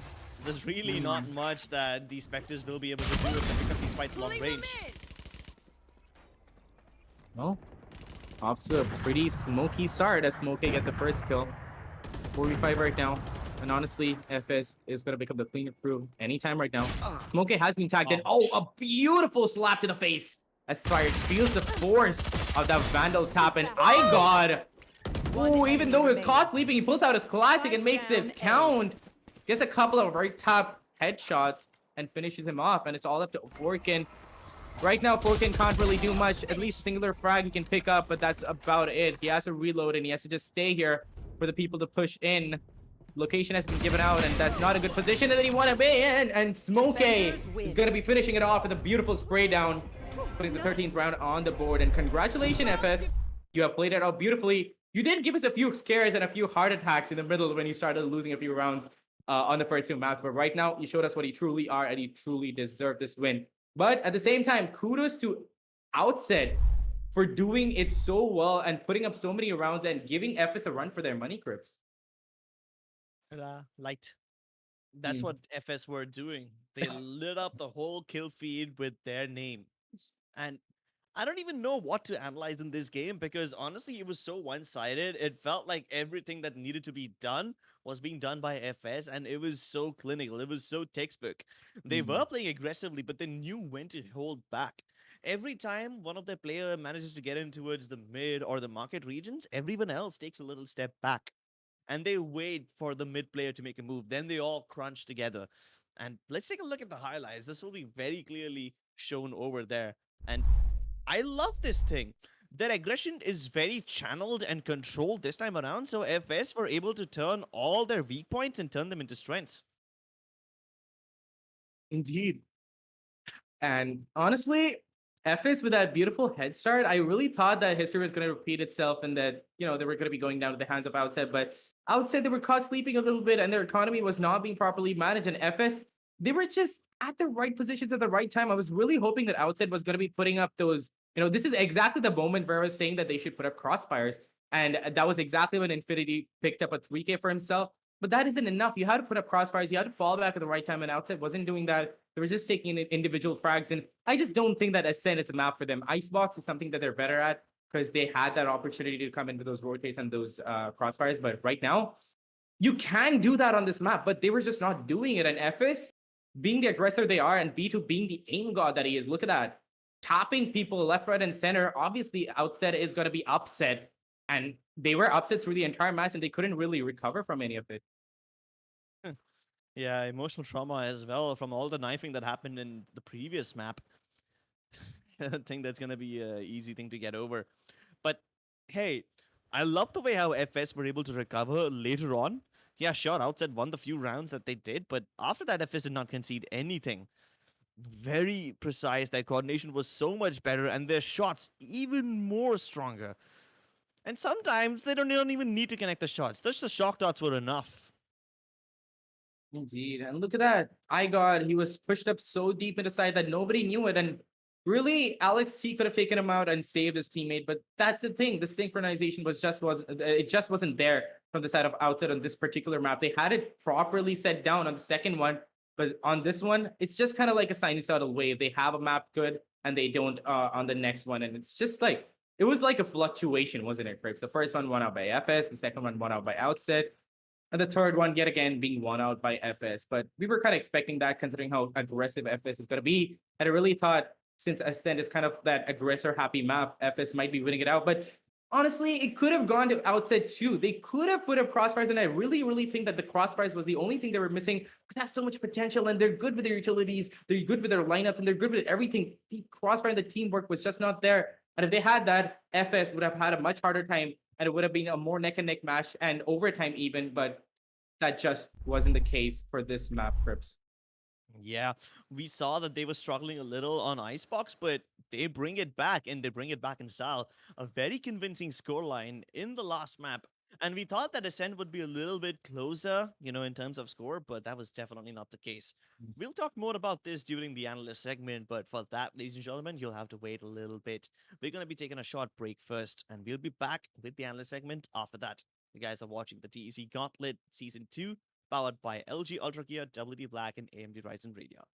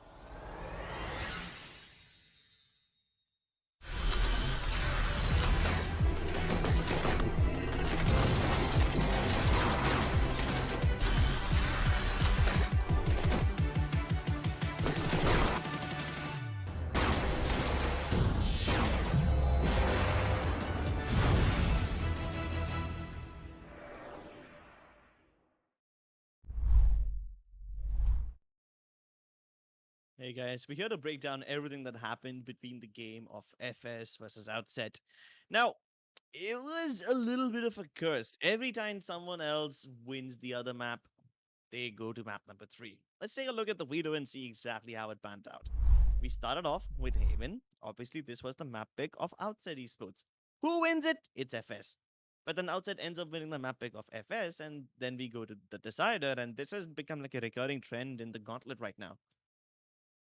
Indeed. And there we have it. History did repeat itself yet again, and it was another sinusoidal wave. And finally, it was FS to win things out. And to be honest, they were honestly on equal scores. I think they were on 1 win and 3 losses. Right now, it's going to be 2 win and 3 losses for side of FS and a win and 4 losses for the side of Outset. So honestly, Outset, they have to step up their game. They have a good game, but it's just that they have to step it up a little bit. And they're lacking in the coordination from time to time. They've got good stuff and they're going into good executes, but I don't know why they're just falling apart towards the end and they're not coming into the crossfires. Those crossfires are very key in the game of Valorant, and especially on those larger and those more wider maps, which is like the map of Ascent. So on the map of Icebox, you have a few more corners to work around with it. You can come in flanks, and they managed it out on that, and they put up crossfires on top of that.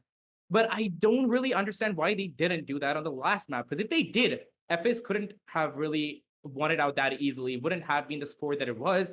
And I feel like Outset would have walked away a happier team.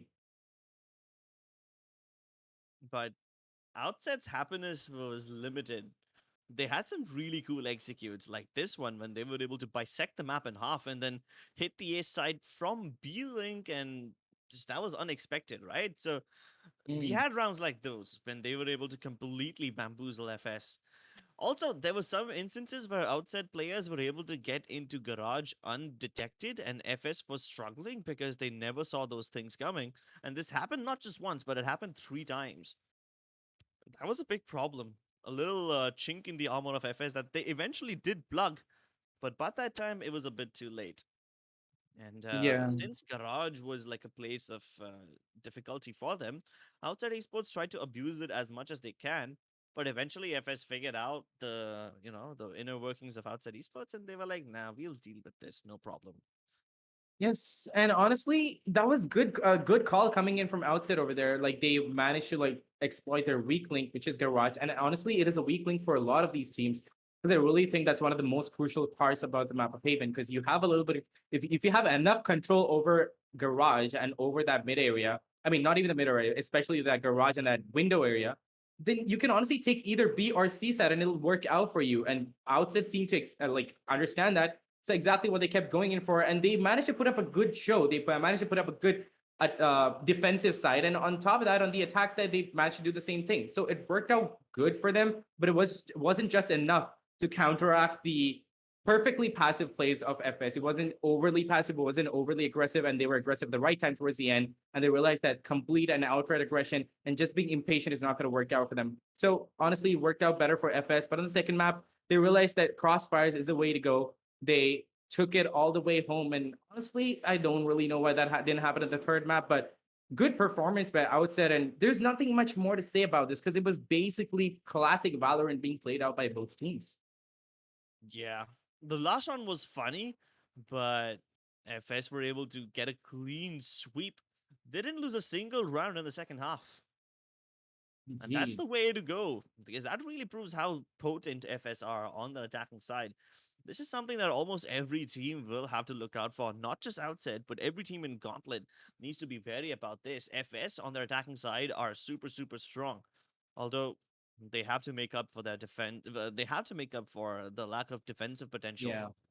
And we Indeed. saw that in Icebox, right? They had a decent lead right at the start, but on the defensive side of on the defensive side of Icebox, FS were not able to make their aggression count. They did not get the openings they needed. They did not, get the advantages that they were looking for. They were taking a lot of risk, but not getting enough reward in return for it.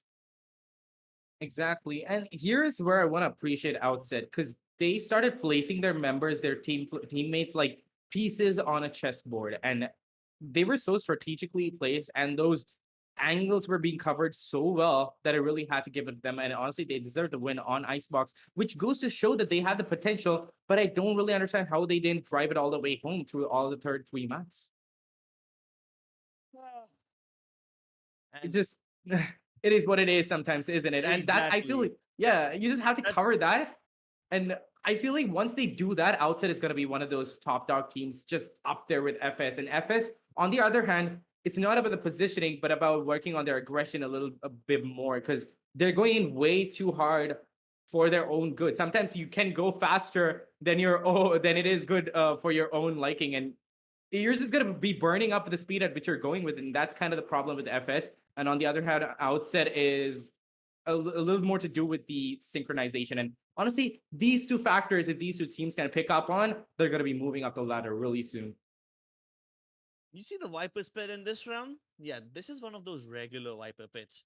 We Yeah. saw this one round where, in order to counter the Viper's pit from Outset Esports, FS used their own pit. Like, everyone's on 1 HP, everyone is in the green, and I usually see these rounds as gamble rounds. I mean, one Viper spit against the other, like, what do you even want to do? What do you want to prove? Nobody will Exactly. have decent enough line of sight, and it just ruins the game for everyone. And Yeah. then you're like, yeah, sure, let's see who can win with low resources and low HP. 1 HP battles all over the place. It's like Instagib from the arena shooter days all over again. This is Quake 3 in its prime. Honestly. And it honestly boils down to who sees whom first. And after that, the rest is just history. Yeah. And speaking of history, I'm just surprised by the amount of time it repeats itself.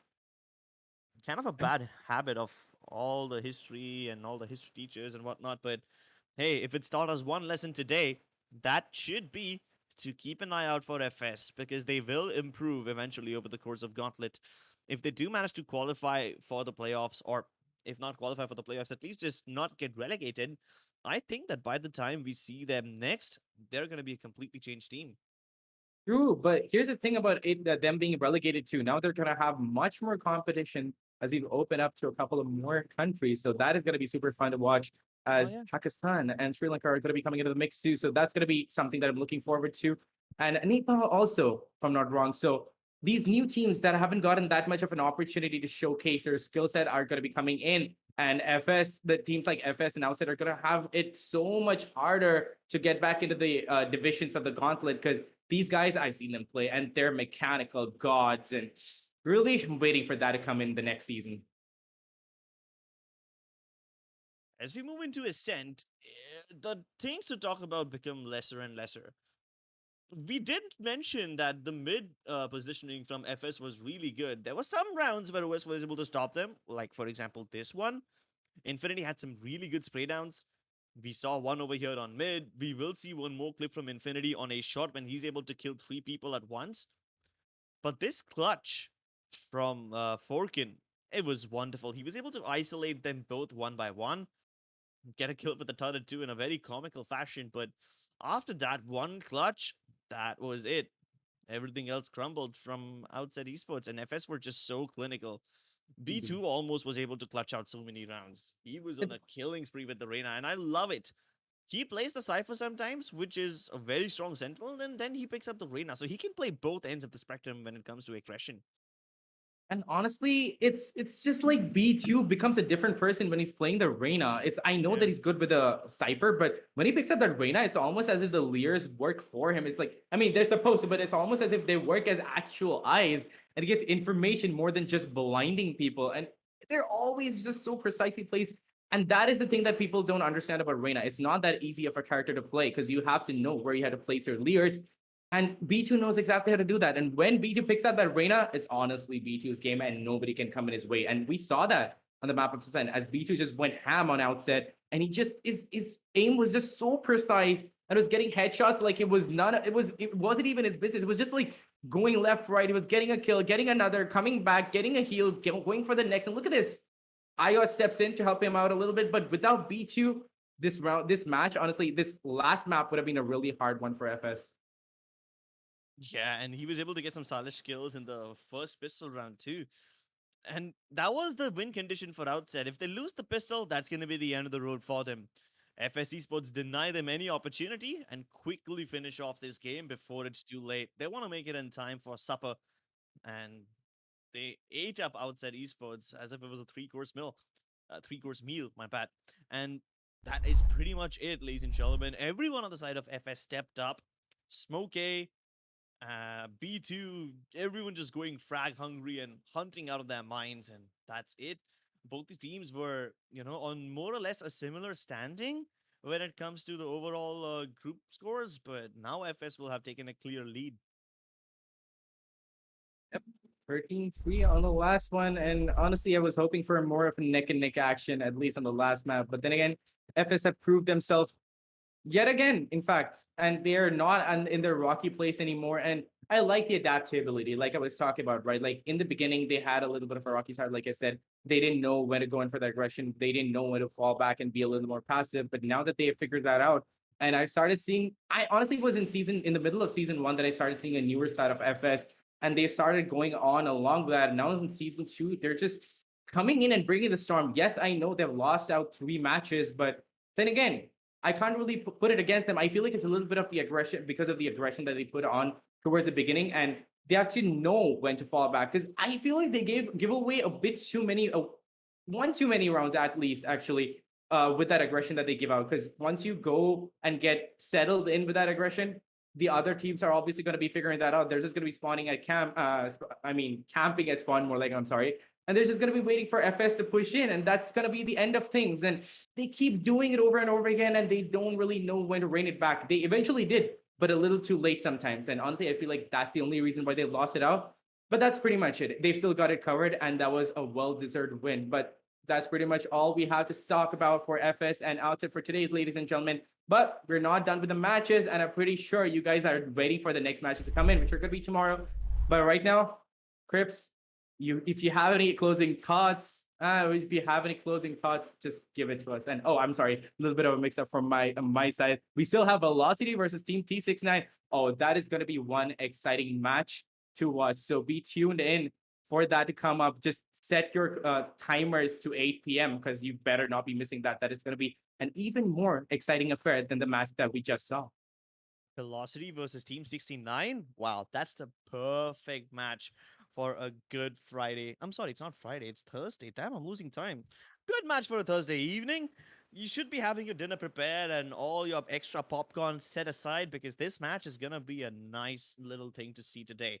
Well, we'll see you in a little bit. It's currently 7:18. That means we are almost 40 minutes away from this game. Take a break, ladies and gentlemen. We'll be seeing you once again in just a little bit. You guys are watching the LG Ultragear presents the Esports Club Gauntlet Season 2, powered by WD Black and AMD Ryzen Radeon. And be prepared at 8 o'clock. Two of the most popular teams in the country are about to face each other, so be there on time.